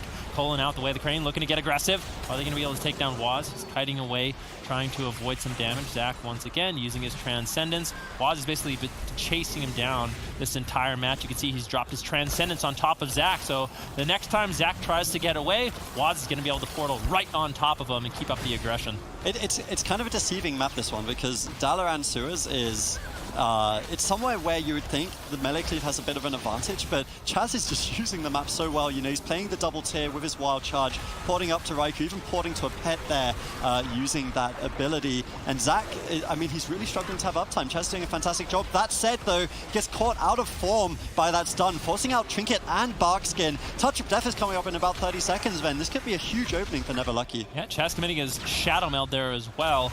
And as I kind of talked about Waz getting that Transcendence down, Zach actually moved it to the other pillar, so Zach should be able to get a clean get out of jail free card with that ability if he really needs it. Full nice. Polymorph secured onto Colo, but a beautiful preemptive life cocoon keeps Zach alive. Now Valido and Zach once again on top of Chaz, looking for some damage. And like you kind of said, he's already committed the Bark Skin. He's already committed his Trinket. If he gets caught into a leg sweep or an Asphyxiate's done and all three members of Never Lucky can connect, Chaz is in a lot of trouble. Yeah, but I feel like they pulled the trigger a little bit fast there. Colo with the leg sweep, but his DPS unable to connect. A beautiful Cone of Cold, just slowing down Never Lucky on that onslaught there. Chaz moves completely freely. He's going to have his Bark Skin before that stun diminishing return returns, and that means he should be fine for now, to be honest. The Touch of Death still a little bit scary. He needs to be careful. You can see him camping that bear form right now. The increased armor, the increased health, the increased survivability. Now he uses the Vortex to kite them downstairs, avoids the Death Whip from Valido. Beautiful kiting from Chaz, but he has been caught out. Is it going to be enough for them to land the kill, though? It doesn't look like it. Valido,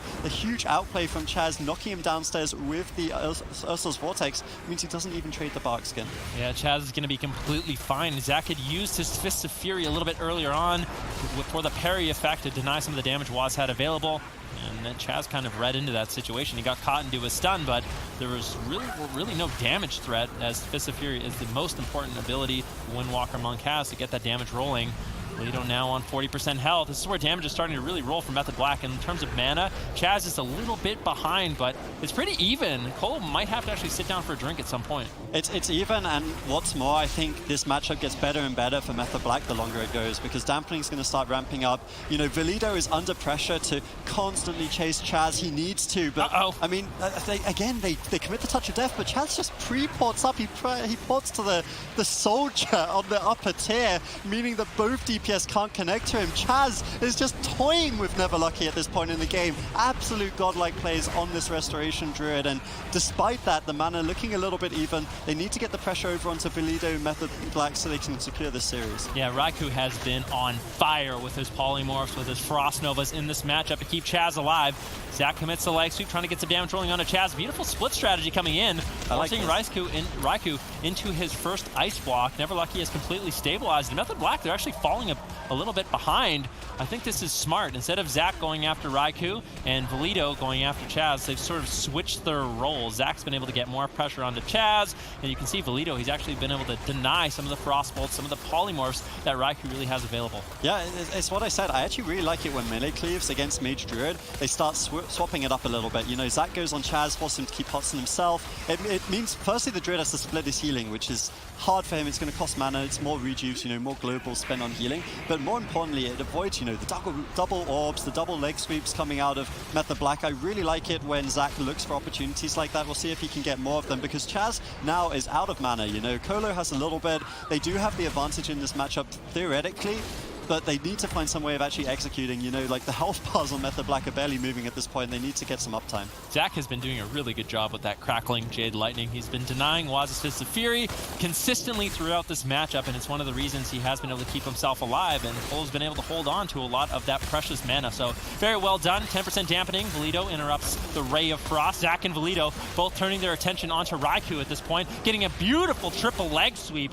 Great pressure here for Never Lucky. Waz trinkets out. Wanted to avoid some of that incoming damage, but Never Lucky, they're on all three members. Raikou trying to deny some of that damage with the Temporal Shield, has the Icy Veins available, but there's not too many openings for Method Black at this point. Yeah, I mean, Chaz did sit down for a drink for a little bit. He snuck away, so he's up to 30% mana. That's definitely good for them. We see the Touch Death coming out from Zach. I'm not even 100% sure who it's on. It looks like it might have been used on Raikou there, but it didn't really achieve too much. Maybe a good Temporal Shield coming out. Now we see the stun since Raikou trinketed earlier. Good Iron Bark. Innovate. This is huge healing from Chaz. The Innovate makes all of these heals completely free. You can see they're pushing for it. The Maldic's coming in. Maldic, the huge counter to the rest of it. I'd love to see the Ice Block. Ooh, that was very close for Raikou. Trades out that defensive cooldown. Now Colo falling behind. The counterspell coming out. Valido also low. Waz actually swapping over to Colo. This could potentially be it. Does have the life cocoon. Will he survive the stun?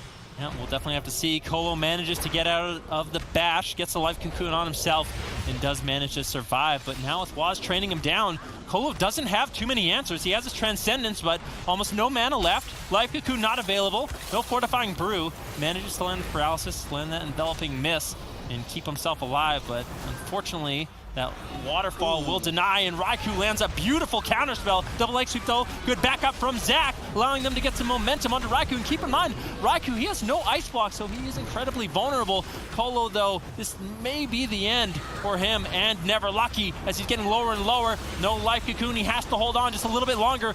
Can Waz reconnect? A beautiful Ring of Peace does deny the mobility from Waz, but Waz finally reconnecting. Colo may have ran out of time. Yeah, Colo's definitely looking really dead. The Mighty Bash comes in, there's the Frozen Orb, and that will be 3-0 in favor of the veterans of the European #1 seed, Method Black. Love to smash people. Let's see what they can do here in game #1, bringing in a Fury Warrior for what I think maybe the first time we've seen its specialization here in 2019. Curious to see how it plays it out. I know that you've had a lot of experience with it yourself, Adrian. Yeah, they're taking a bit of a page out of me, Nally, and Joe Fernandez's book here. We're currently ranked 30, I believe, in NA with this composition, so it's a very solid one. And the main strengths of this comp is the Windwalker has a lot of off-healing. The Fury Warrior also has a lot of off-healing, so against the Shadow Priest rock pressure, both these melees are going to do a great job of firstly shutting down the Shadow Priest, but also, you know, just avoid healing through any kind of like lingering damage that comes out of the Shadow Priest. That said, I actually don't mind this matchup for Change My Mind. I feel like Vilai is going to have a really easy time surviving against this, so it's going to come down to mana. Potentially they can kind of Mimpoike in the late game, but Vilai's playing, I know, this very tanky build. He's going full versatility. He's actually prioritizing the Azurite traits, Twist of Magic, which basically whenever he purges, he heals his entire team. So he is a tank on that Shadow Priest. I don't know if the boys have accounted for that. Yeah, Change My Mind, focus on crowd control. So Vilai running the Mind Bomb, as it's very difficult to move as a Shadow Priest with multiple melee running at you. That Mind Bomb is ranged crowd control that he can access and remove Gorecki as we see it activated, but Vilai is still low on health and can't dish out any damage during that crowd control moment. Acro gets switched to as well. Gorecki gets sapped at the end of this though. Trying to stall it out, they pull Touch of Karma from Chun-Li. Cooldowns exchanged on both sides. I would say potential lead here for Change My Mind, despite not having Fried Kitty here to compete in the tournament. They're looking solid in game 1. Yeah, I mean, that was the Touch of Death, it was the Way of the Crane, and they didn't even need to trade out the Dispersion there on Vilai, so definitely a reasonable trade. Now we see the swaps coming over onto Chun-Li. Beautiful Cyclone from Mimpoike, and this is another thing I want to highlight for Change My Mind. Like Mimpoike, Zico and I didn't rank him as like, you know, the #1 or #2 healers in the world, but when it comes to uniquely the Restoration Druid, he has seen a lot of success over the years. He's one of the kind of more old school healers from Europe, still showing his stuff here in this competition. The big swap though over onto Acrolos forces out the evasion.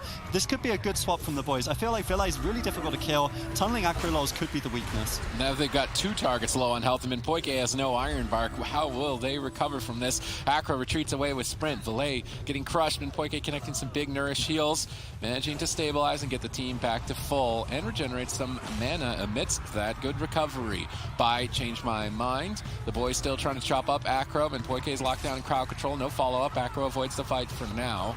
Curious to see when Change My Mind are going to strike again. They need to be careful pushing forward. Touch of Death available for Chun-Li. Gorecki anticipating an attack and activating Life Cocoon before any crowd control is engaged, denying huge damage. But now that that Life Cocoon is faded, an opening opens up for Change My Mind. Yeah, I actually want to commend Mimpoike as well on his mana management this game. I think as the Restoration Druid, it's easy to keep your team alive at the expense of your mana pool, but he actually has a pretty even one with Gorecki right now, which is no easy feat for the Restoration Druid, so well played by him so far in this game. Acrylol trying to get aggressive, like you said, the Vendetta traded out a little bit there. We see the Void Eruption, Insanity unleashed from Vilai, trying to get some pressure over onto Gorecki's mana bar, and that's ultimately what they're achieving here. Chun-Li dropping lower and lower, does have that Touch of Karma though. We see the Bash coming in. They're trying to get some crowd control going here, but a nice Touch of Karma from Chun-Li should deny a lot of this incoming damage from Change My Mind. And Mimpoike playing it smartly and held out on going for a Cyclone and Gorecki. That would put him on diminishing return for Mind Bomb. And as Chun-Li already had defensive cooldowns active, it was unlikely that he was going to die at that moment in time, saving that diminishing return for a later time and try to find a kill opportunity. But it's Vilai who's in trouble. 1 second away from that dispersion. Iron Bark of Mimpoike will save the day, but it's Way of the Crane from Chun-Li, so he's adding some extra damage to the team. Acro, realizing that, is able to sort of duck away with Feint and avoid the pressure for now. Mimpoike gets interrupted, they drop the Smoke Bomb, but Gorecki predicted it, once again activating that Life Cocoon. Cocoon right before a big push from Change My Mind, denying the kill. But look at the mana. Goreki's almost tapped. Minpoike, I do believe, is sitting down in stealth, regenerated a significant amount. Still has cooldowns to exchange, and even though they're a man down, Change My Mind might be able to do this if they can hold on a bit longer. Yeah, I mean, that was a fantastic trade for Change My Mind. They got the drink, they traded Dispersion for Touch of Death and 3 Maledicts from the boys, so fantastic trade for Change My Mind. Looking good, like you said, just 3 members here. We don't have Fried Kitty, who participated in, like I said, 90% of the games for Change My Mind, but it's forced them to really learn and perfect this Shadow Priest rogue composition, and it's looking good for them so far. Goreki down to about 15% mana left. Chun-Li without Touch of Karma for a few seconds, but they do a big swap over onto Acrolaws, forcing out the Trinket Evasion once again. I think they need to do more of these swaps, Sid, if they are to secure the game. Pre-Life Cocoon on the incoming blind. Goreki predicting every single crowd control attempt of Change My Mind and really not leaving any significant holes in his defense. Although still crowd controlled, Chun-Li has to trade. Touch of Karma now out of the way, and Change My Mind stay in the fight. Dampening is kicked in. Both healers are almost tapped on mana, and this game will be ending shortly as a result, unless one of them can escape and drink. But Smexon wants to crush out Acro. He's got Minpoike locked out in crowd control. Valet can't support either. Acro gets gripped. Smexon leaps over. Chun-Li in hot pursuit. Goreki interrupts the heal, but Chun-Li can't follow up. He's stunned away by Acro. Change My Mind desperately trying to stabilize, and Minpoike is still crowd controlled. This could be the Void Shift. Valet fades. He immunes incoming damage during Fade's activation, holding out at low health, but it's costing Minpoike a lot of mana to recover if they don't exchange cooldowns at this time. Goreki, he needs to find some mana for another Way of the Crane. If he can do that, he can easily push Valet over, but if he's not able to, I think things may spiral out of control for the boys. Yeah, I mean, Valet still has the Dispersion. You know, you can trade that happily. He has the Void Shift, that life-swapping ability that's so powerful for the Shadow Priest, and Chun-Li is very much without those major cooldowns. They're bursting through this bubble coming in from Goreki. They're doing a fantastic job forcing the reverse magic here. Chun-Li in so much trouble at this moment in time. The full kidney shot, he does have the trinket. He's not using it. Fortifying Brew comes out late. Goreki is completely tapped on mana. Desperation swap over onto Minpoike from Smexon, but I don't think it'll be enough. Okay. Vilai still has the life swap. They're so far ahead in this game, they're just going to kill Chun-Li. 4 more seconds, 3 to that Touch of Karma, but Goreki's locked out in crowd control. He trinkets the Mind Bomb into a bash. Great follow-up by Minpoike. Chun-Li, Touch of Karma barely trades in time. Now Minpoike crowd control. Both teams in trouble. Maybe a cross kill. Dispersion stabilizes Valet. They're so far behind on cooldowns. They catch a big revival heal. Chun-Li holds out, but they've got no counter pressure. They go for the kill. They've got the intimidating shot of Minpoike. It's do or die. Can they take Valet out in time? I don't think they're going to be able to do it. Chun-Li portals away, but he's so low on health, and Goreki's caught in a full blind. Change My Mind, despite having their mage, or not having their mage here today, are slowly pulling this off. Chun-Li holding out. Acro Shadow steps in, locks him in place for Valet. Huge Void Bolt, big connect. Goreki cannot stabilize. How did he do it? Chun-Li manages to stay alive, gets cycloned at low health. I was starting to count the boys out, but I guess you can never count the boys out. You can't count the boys out. You can't count Chun-Li out. There's a reason that a lot of people say this guy is the best Windwalker monk in the world, but we see the smoke bomb coming in.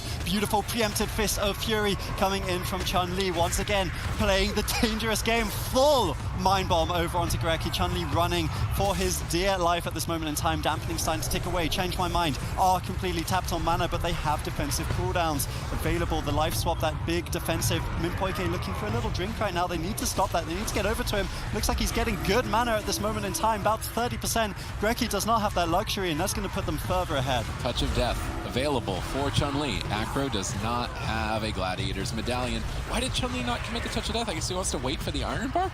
Do they really have time to wait for it? I think Touch of Death would have just killed Acro right here and now. They might just do it anyway. Both members in crowd control, and he cannot activate it for 1 more second. Barely squeaks that in, but with Touch of Death, Acro died there. Was that a mistiming by Chun-Li?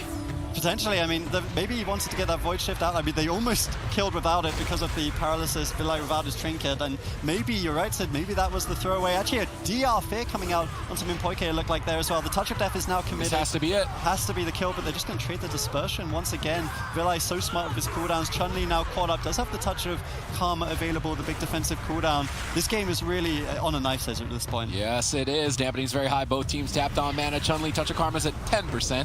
Minpoike's in position. jumps on top of Gorecki. He's in a Mind Bomb. Any follow-up. Smexen leaps over, interrupts him. Sap out of Mind Bomb. Sap on the trinket. Style moves here by Acro, and Change My Mind. Great follow-up, but once again, Chun-Li, that Ring of Peace positioning prevented Acro from connecting. He finally is dishing out huge damage. Life Cocoon available in 1 more second for Gorecki as he manages to stay alive. Yeah, Minpoike had a second of hesitation there. If he got the low Cyclone, he might have actually Cycloned the Life Cocoon, chose to cancel it. Maybe that was not the play, not the move. Since we're playing some Rogue Priest, we might as well throw that one out there. Evasion was used aggressively there by Acrolos, as was Trinket, and now they're looking to punish. Full stun, Minpoike's drinking on the other side of the map. He needs to get back. An excellent life grip from Vilai, keeping his Rogue potentially alive here, though still in trouble. That was a lot of defensive cooldowns burnt on the side of Change My Mind. I'd love to see if Gorecki can get enough mana for one more Way of the Crane, one more offensive push. It has to be onto Acro, surely. Dampening gets higher and higher. The mana is just continuing to go down, and cooldowns are burned on both sides. There's basically nothing left for either team as they battle it out. Game number 1, the final upper bracket match. Will Europe win 3 out of 4 in the upper bracket, or will the boys manage to tie it for North America 2-2? We will find out here shortly as we see Change My Mind changing targets. Both the healers actually managed to get a drink there. I can't believe that. They're choosing to swap target over onto Smexen. As Dampening starts to stack up, I actually don't mind that, but I just feel like Chun-Li is the more exposed target. He has less armor. He's easier for Acro to lay into the fear onto Minpoike, who also got a good drink in that exchange. He's trinketing out of that one. Vilai drops a little bit low, uses the Greater Fade, still has that dispersion available to him. The double stun, there should be a swap over onto Acro. They're actually tunneling down Vilai through it. They get the dispersion. There's no cooldowns available for the Touch of Death now. I think that's still going to tick. Gorecki has 4 mana. We see the smoke bomb coming out. Trinket from Smexen doesn't even trade out the heals. He should be fine. Vilai in so much trouble. The boys are doing it. They're coming back in this fight. Desperation times here for Change My Mind. Even though Minpoike has mana is more valuable. The Way of the Crane is more than enough. The boys battle it back for game 1. You're trying to do just that, but already their back's against the wall. This is the Arena World Championship 2019 Spring Finals, where we bring the 4 top teams from Europe and the 4 top teams from North America to battle it out for a $50,000 prize and a qualification straight to BlizzCon. This is the final upper bracket round. Europe currently leads 6-3 for the day, but the boys are looking to battle it back for their region and tie it up. Already taking game 1 against Change My Mind, but even without their Mage Fried Kitty, they are still putting up quite a formidable fight. Yeah, it's going to be interesting to see how Smexen on the Death Knight differs from Smexen on the Warrior in this matchup. I honestly think it's going to be slightly better for Change My Mind. They have more interrupts. Their anti-magic zone, anti-magic shell and zone are both solid defensives. You can see the pressure already starting to amount over onto Vilai. Trinkets used from him. Ironbark once again from Minpoike. Good innovate just early. I really like these innovates. He gets a lot of healing out for free, gets that cooldown on rotation, and in a long game like this, it could potentially be good, but I mean, just the raw damage from the Abomination, that wasn't even the Touch of Death, and Vilai already training out Dispersion. I'd love to see them use Touch of Death before that Fade comes up, but it would have to be now. Smexen is flexing and shredding here in game number 2, switching from Fury Warrior onto the Unholy Death Knight, already burning through significant defensive cooldowns of the team Change My Mind. We see crowd control initiated by Vilai. Way of the Crane gets blinded. This is likely a Trinket. Where's the punish on the Trinket? No punish. Way of the Crane's going to be doing tons of pressure. Vilai fades to immune incoming damage. Well timed there, preventing Gorecki from getting some extra burst, but ultimately 3 members will connect. That's the Touch of Death. This is going to be a big hit. How is Minpoike going to respond? We're 8 seconds away from his Iron Bark. Still 5 seconds away. He's stunned up. Can't Void Shift. Still low on health. Void Shift to Minpoike. Do they switch to Minpoike is another question. Not going to be able to. He's repositioned. Vilai managing to keep it calm, cool, and collected, but burning your Void Shift, a 5-minute cooldown this early on. You can already tell that the boys are bringing the pressure. Yeah, I actually really don't like this matchup for Change My Mind. I think they would have to have the Windwalker on their team for the off-healing, because Vilai is he's just under so much pressure. Like, the Death Knight just brings more damage, brings the Necrotic Strikes, the Death Grip as well for the Druid to deal with. It's just so much harder, and I mean, it's also just harder for Vilai to cast. So the boys definitely with a good composition change here. They're trying to get a bit of damage over on Smexen. He's a bit more of an exposed target than the Fury Warrior was, but Gorecki trading out another nice Life Cocoon. We've seen it from him the entire series. Cyclone's coming in from Minpoike to counter, but it's really Changed My Mind who are up against it. Gorecki with a slight mana lead. Cooldowns in favor of the boys here in game number 2, but Smexen gets bursted. How are they going to trade? No cooldowns for a Maledict push on the side of Change My Mind. That is devastating. An anti-magic shield to avoid Minpoike's. Now 2 Gliders Maledicts out of the way. That means the boys can go. Vilai in trouble. Very low on health. Dispersion available. Likely to have to make that exchange. He fades the incoming Gliders Maledict and some pressure at low health. perfect timing on his part, but that mana is just an ever so burning resource for the side of Change My Mind. And Minpoike needs to utilize the map, the big open field, to try and find a drink. Will he be able to do so? They need to work with Valet to be able to dispel off the disease of the Unholy Death Knight so that he does not get put into combat. But Smexen's in trouble. There's no Glaire's Medallion for Gurecki. Anti-Magic Zone stabilizes Smexen for now. Minpoike took advantage of that moment. When his team had pressure, he snuck away and was able to regenerate mana. Perfect awareness on Minpoike's part, and it's going to keep his team in the fight here for game 2. Yeah, it's a nice play. It's something we've seen quite a few of the European teams doing. They use the offensive Vendetta, force the boys defensive, and then use that opportunity for the healer to go for a drink. Minpoike, well played, able to restore his mana to 4. He has the Innovate back up, so good rotations here. The life swap, which was used by Vilai, should be coming up in about 3 minutes here.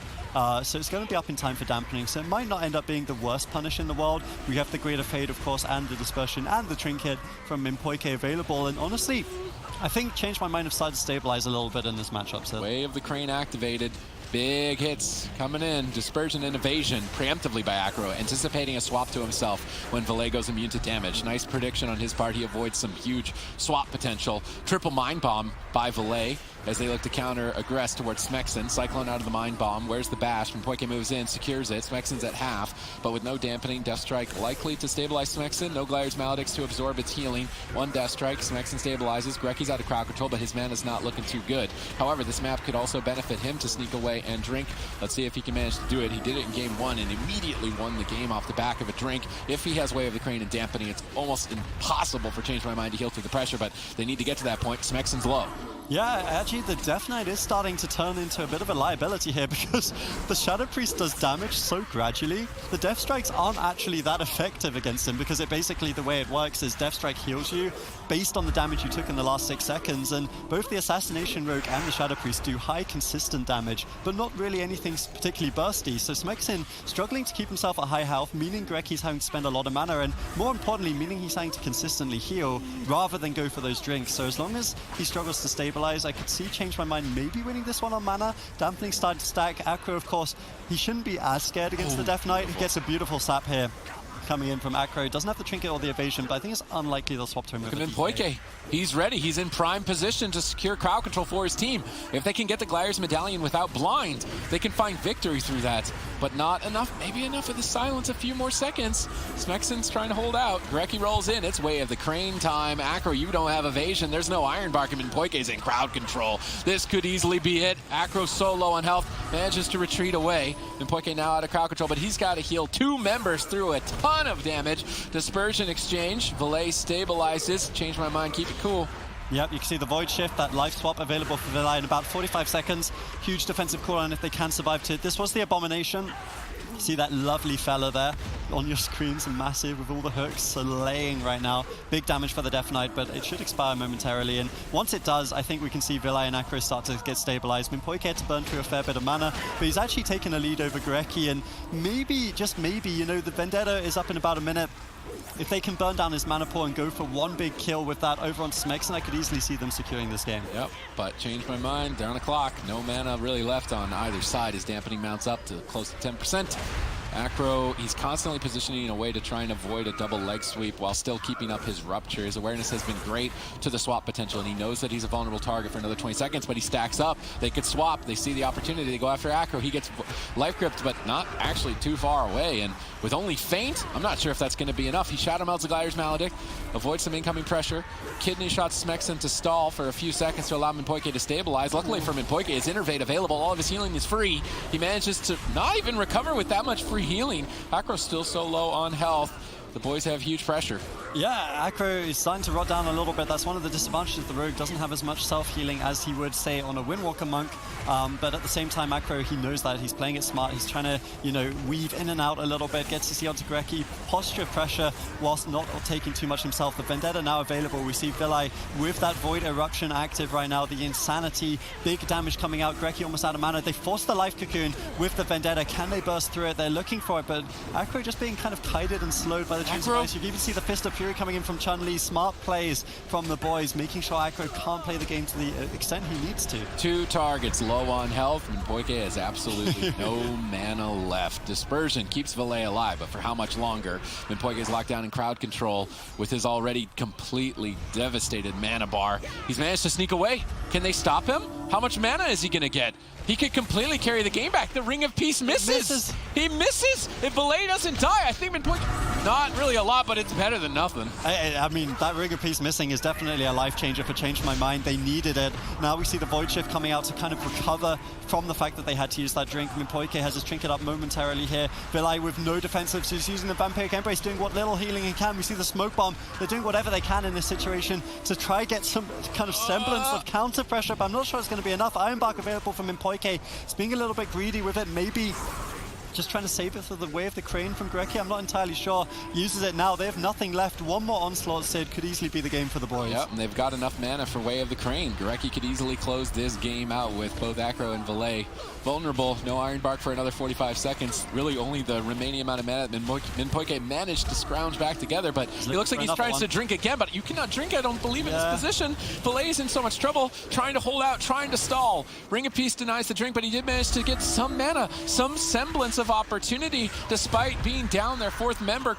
quite possibly their most important member, their Mage. Change My Mind, can they manage to hold it together a bit longer? No. They are going to get overwhelmed in game number 2 in the go. The gates have opened, Adrian. You know what the best thing will be, Sid, if the boys win the series? What will it be? It means that we'll have had 4 series of EU vs NA, and we will round out the day with another 4 series of EU vs NA. I love the spring finals, dude. Every single time, you know, we have the top teams in EU vying against each other, the top teams in NA. This is where we bring them together and really prove once and for all, or at least for a few months, which are the best, you know? Will it be the European teams? Will it be the North American teams? So far, it's been the number 1 and 2 seeds from both regions doing fantastically. Chun-Li caught up a little bit. This is the early blind touch of Karma used. Is it going to be enough, though? Diffuse as well. Fortify every single cooldown. Gripped by the Vortex out of the zone there as well. Huge play from Minpoike and an excellent start for Change My Mind. All right, Chun-Li Transcendence is back out of line of sight, catches a life cocoon, stabilizes, and then jumps right back into the fight as Valet gets bursted. It's match point for Change My Mind. They cannot afford any mistakes, but they've still got good pressure. Chun-Li is totally exposed here on game 3.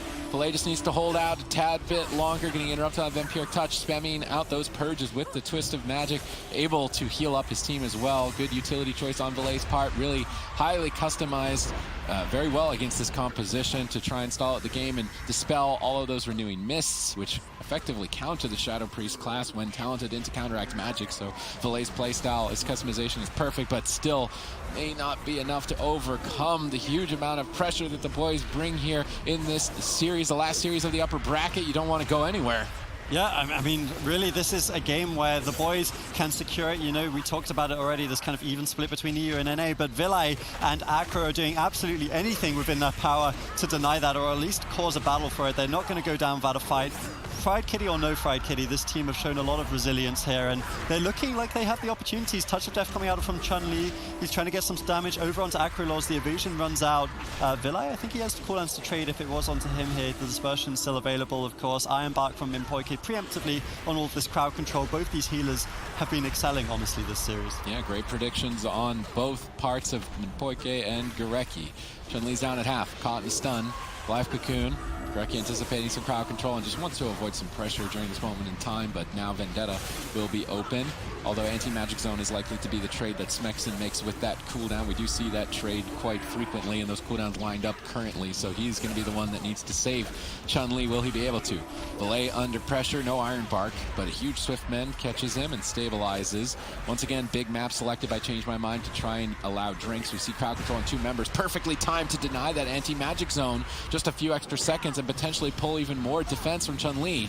He's able to Transcendence out of line of sight, and Poike moving over on top of him as well, but Acro not able to get there. And once again, Chun-Li is just the Windwalker monk that never dies. Yeah, I mean, this is where you start to bring in that question, right? Like, who are the best Windwalker monks in the world right now? Chun-Li is playing this series fantastically. As I say that. The kidney, though, does have the Trinket Karma. He will trade it out. Could be in a bit of trouble through that. Gurecki does have Life Cocoon. They won't want to overlap too many cooldowns. Vendetta wasn't even exchanged here. It's just big damage, but Chun-Li has been kiting fantastically. Forces the Greater Fade on Vilai. Dispersion still available. He should be fine. Mana pretty even once again here as the Way of the Crane comes out for Gurecki. 2 members low on health, and Poike playing it patiently. Doesn't want to overcommit that Iron Bark to a target and have them switch to the other, so he's holding on to it for quite some time, but that's costing him mana to try to kind of brute force heal through the pressure, and now he is at a disadvantage to Gurecki. If the boys can deny his drink, the boys will continue to mount a lead there, and it's match point for them. That's not looking too good for Change My Mind. Crowd control engaged. Gurecki saw it coming. Pre-life cocoons at incoming setup, and once again denies an opportunity for Change My Mind. That may have been the kill window. There was no cooldowns there unless Gurecki preempted that. Although now pressure into 2 places, Smexen gets bursted down. Then they switch over to Chun-Li. Smexen gets cloned at low health. Gurecki's going to have to try and deal with this without getting crowd controlled if Minpoike decides to cross against midfield. Cycloning up Chun-Li, stalling it out. Minpoike's moving over. He's going to jump over. Not able to find any crowd control. Stunned up by Smexen. Clotheslined immediately, and Gurecki repositions to avoid any crowd control. Good teamwork from Smexen to protect Gurecki. Yeah, that was good defense there from the boys, I think. Something they've been doing a great job of. But I do want to talk a little bit about the strategy change that Change My Mind seems to have adopted here. They're putting more spread pressure onto Chun-Li and Smexen. Most of the kidney shots are on Chun-Li since he has less crowd control breakers than the Death Knight. But most of the kind of in-betweeny damage is being put onto Smexen. I actually really like this. I think it taxes Gurecki a little bit more. Gives the boys more to think about, honestly. And it's one composition coming out of Change My Mind. It's pretty one-dimensional. And the more they can kind of change it up mid-game, it might help them out. We see another preemptive Life Cocoon coming out from Gurecki. Vendetta is available here. This could be an opening, Sid. Let's see what they can get done. They're going to pop that. Where's the anti-magic zone? That's likely been the defense that Smexen trades. He's holding out onto it. Touch of Karma instead. No overlap in the defensive lineup of the boys, but sap out a Mind Bomb with no Glaire's Medallion. That's a Touch of Karma immediately by Chun-Li. And an anti-magic zone, but Valet equally low on health. A couple more seconds to a trinket on Gurecki's part, but if he trinkets anything but a blind, he's vulnerable to that moving forward. There's no follow-up. Valet manages to shackle the Abomination, stall out the push, and somehow stay alive. Minpoike has managed to scrounge some mana back and get a significant lead over Gurecki, but now Valet gets bursted. Dispersion trades for him. Minpoike once again keeping his team in the fight, finding a drink and regenerating mana. Critical moves here for Change My Mind if they want to stay up in this upper bracket. Yeah, they're actually going for the kill here. Looks like Chun-Li on the retreat. He has no defensive cooldowns remaining. Acrylor's looking for a little re-stealth here. Potentially could be something going. Gurecki crosses the map, but I mean, he's so far away from his healer. Chun-Li, he's going to get caught here. Acrylor's throwing daggers, throwing anything. Trinket Fist of Fury trying to stay alive, but he's come into Vilai's line of sight. Another Mauser, and surely Chun-Li will fall. What is this? How is he still alive? The Life Cocoon from Gurecki in the nick of time, and the boys somehow, some way, survive on Tolvaron. Cockroaches survive nuclear apocalypses, and so does Chun-Li. He is just the monk that never dies. You cannot take him down.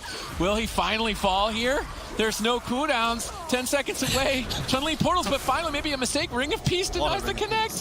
Chun-Li catches a Vivify, gets dispelled from the dots, slowly but surely stabilizes. Minpoike takes the opportunity, though, to drink, regenerate mana, and try and build a lead there, but man, Chun-Li is on fire today. Dude, Chun-Li spends hours per day playing double Windwalker in 2s. You'll probably have seen it on any top North American player's stream, and this guy just lives. Like, that comp should not work, but it works because this guy, this Chun-Li guy, he's so hard to kill, it's so hard to catch him. You can feel the frustration in my voice. Imagine what Change My Mind are feeling right now, as once again Chun-Li gets away with his life. He has the Touch of Karma, he has the Diffused Magic, but they do have a massive mana lead since they've been using the map very well. Minpoike's been going for those drinks, he has the Innovate. I'd still say, despite all the big plays coming out of the boys and Chun-Li, Change My Mind still lead this game. Yeah, they've got a good lead here, but it's on match point. They got to swing it 3 in a row, but let's see if they can do it. Despite not having their Mage player, they're keeping it together, but how much longer? The pressure's mounting. Valet's in trouble, so low on health. Dampening isn't going anywhere but up. Minpoike is in crowd control. Dispersion is fading shortly, but Valet is stabilized. Acro's trying to dodge a stun. He knows he's vulnerable with no evasion, no Glaire's Medallion. He's got to get away from the fight, but he can't. Smexen's holding him too close to the fray. Chun-Li gets stunned up. Gurecki gets crowd controlled. They got a couple seconds to kill Chun-Li. Can they take him down is the question. I don't want to question him, but this should be the situation where we see him killed. He's bashed up. He's silenced. He has Touch of Karma. He's going to connect that, stay in the fight. Gurecki dispels. Chun-Li still low on health. Minpoike gets stunned. Acro gets stunned. He's still the target here with no defense. Cloak needs to be enough. Chun-Li's Touch of Karma is finally faded, and how are you going to do it? Gureki's interrupted. He can't life cocoon for one more second. Come on. One more second. Chun-Li pulls No, away not again. at 1%. Life cocoon. Chun-Li catches a heal. Stays alive. Is he going back in at that low health? I think that might be a mistake. Way the crane gets activated, but he gets stunned on it. Good punish from Acro, and the monk that never dies. Will he finally go down? Touch of Death is available. Can they take Valet out? If they've got a stun, he's not going to be able to void shift. He's already low on health. He fades. Now there's no fade for the Touch of Death, and Chun-Li's ready to close this, I think. Yeah, he may well. He needs to go for it soon, though. That dispersion comes up in 18 seconds. I'd love to see just Chun-Li throw it. There it is. Chun-Li throws out the Touch of Death. Huge incoming damage onto Vilay. He has no trinket. If they stun him up, he won't even be able to use the Void Shift. We see a kidney, though, from Chun-Li. This is the Void Eruption. Insanity unleashed on the boys. Changed my mind, looking to change the course of this series. Gurecki completely out of mana. Chun-Li on the run, but this is what I said in game one. Keep attacking Chun-Li, and it's so hard for the boys to close out the game. Even though he's surviving and it looks fantastic, he's not dealing any damage. This is a melee about 40 yards away from a Shadow Priest. This is not a match you will win the way it's going right now. Change my mind, have the strategy. They have the tools here, and this kidney shot surely said they're going to get the kill. Oh my. Chun-Li stays alive, gets like a little health, pressure on 2 targets. Perfect play by Change My Mind, although the mana that Minpoke has managed to regenerate throughout this fight is almost completely burned out once again. The Life Cocoon fades. There's not much defense left really here. Can the boys hold on? Vendetta being denied by this purple anti-magic zone shield. All the damage being absorbed, but now that shield's defense is faded. Smexon's still low on health. Acro is tearing in. 2 targets low, no mana left. How much longer can Gurecki go? Change My Mind are suddenly pulling this fight back.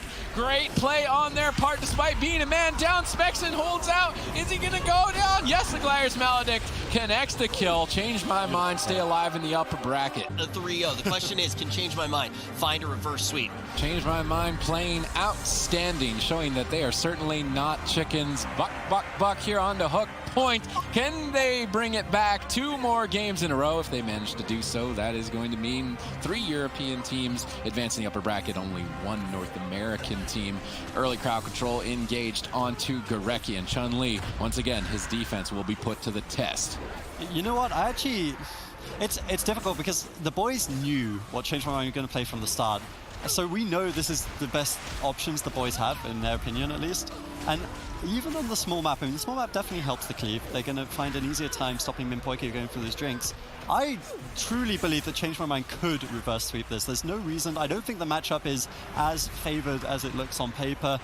We'll have to see though, because the small map will definitely help the boys. We see the Touch of Death committed from Chun-Li once again over onto Vilay, but not too much doing. Of course, the dispersion is available should it be needed. Big pressure coming out onto Chun-Li as Gurecki once again sitting that blind sap in the opener. Could potentially be a greedy play. Touch of Karma, sorry, still available for Chun-Li, but he's sitting low, and this isn't the kind of situation you want to be in as the boys. It's actually a Mind Bomb sap, so if Gurecki trinkets that and gets blinded later on, it's a very scary moment that we've seen time and time again from Change My Mind. Way of the Crane activated. Cyclone denied by Minpoke. Chun-Li on the run. Acro in hot pursuit. Valet on the Shadow Priest. Not going to be moving fast enough to really chase down a Windwalker, but Chun-Li just rolls back into the fight. Valet jumps into Void form, trying to dish out some pain here. Gurecki's still just attacking. He could be vulnerable to crowd control pushed this far up. And Poike is really going at it, always utilizing every single global cooldown, tossing in some couple solar rasps when there's not enough damage going out, looking for cyclones, trying to slow it down, really playing to the best of his ability here in game number 4 against the boys, battling against all odds without their mage player, Fried Kitty, managing to at least put a point on the board and showing that they've still got it. Yeah, I really like the Mind Bomb pick from Change My Mind, firstly, because it's so hard for Vilay to move his character. It's just an excellent way of landing what is essentially a substitute for Fear. That said, I'm really surprised Gurecki isn't running the reverse magic. Because you can basically, like, the way that Change My Mind sets up the CC is Vilay silences into the Mind Bomb. He could just reverse all of that crowd control on about a 1.5 minute cooldown, I believe it is. So maybe that's something potentially Gurecki could adapt to. We see full Mind Bomb once again here. Chun-Li, the trade with that purple bubble, the anti-magic zone on the Vendetta. Good plays from the boys. Smexon once again on point with that cooldown. But this has been another case of, like, you know, Minpoke's burning through his mana faster than Gurecki. If they can stop the drinks, the boys will win this because of the small map. If they can't, Change My Mind are going to take it to another dangerous late game for Chun-Li. I mean, it's do or die here. Change My Mind are still on match point in the upper bracket as the boys look to close it out. Blind, where's the Glaire's Medallion? He's not going to do it because Chun-Li got Cyclone. Maybe a bit of a miscommunication on the side of Change My Mind. Now Valet low on health. Ironbark stabilizes over there. Sap, Chun-Li on the run. Acro connects. Cheap shot, low on health, no touch of Karma. Danger time, 10 seconds away from a life cocoon. Maybe we see a Way of the Crane. Way of the Crane immediately. Gorecki charges in, but he walks into a stun.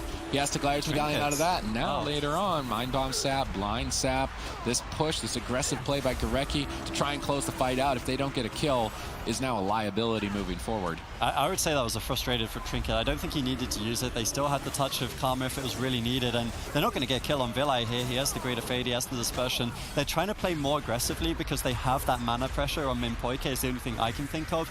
Gorecki has the big mana lead and they're trying to convert it into a win, and they need to generate pressure. They need to go for those big aggressive plays if they are to do that. We see Dispersion traded for the Touch of Death.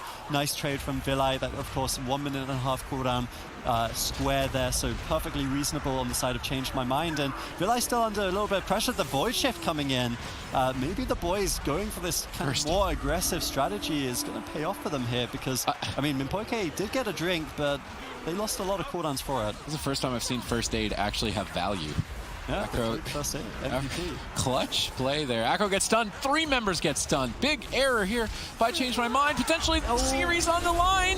Acro Late gets trinket. life crept away, but even still so low on health. And Minpoike managed to get mana. That is of utmost importance in this matchup if he wants to stay ahead of Gorecki as we get closer and closer to dampening. Let's look at the opportunities. Vendetta available, but Gladiator's Medallion, Touch of Karma, and Anti-Magic Zone on the side of the boys. Their defense is looking unbreakable. Pre-fortifying elixir by Chun-Li. This is just a monk that refuses to die. Cyclone at low health, and Minpoike tries to switch it over. Gorecki gets denied by paralysis. Gorecki needs to reposition, but he's walking into midfield. Walks with a Silence Mind Bomb into Chun-Li.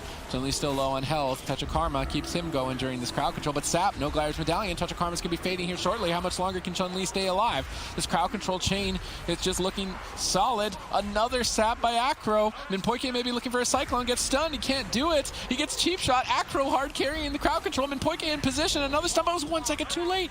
Life Cocoon. Death Grip stops the Cyclone. They need another stop. They get interrupted. Ring of Peace bounces Minpoike away. If that bash was even 1 second faster, that may have been Chun-Li's life, and we could have been going to a game 5. How much longer can Minpoike keep this going? His mana just burning down so quickly. Now crowd controlled. Acro in trouble. Ironbark activated preemptively by Minpoike. Acro holds on by a thread, but Smexon is just tearing him to pieces. The boys advance 3-1. Oh, man.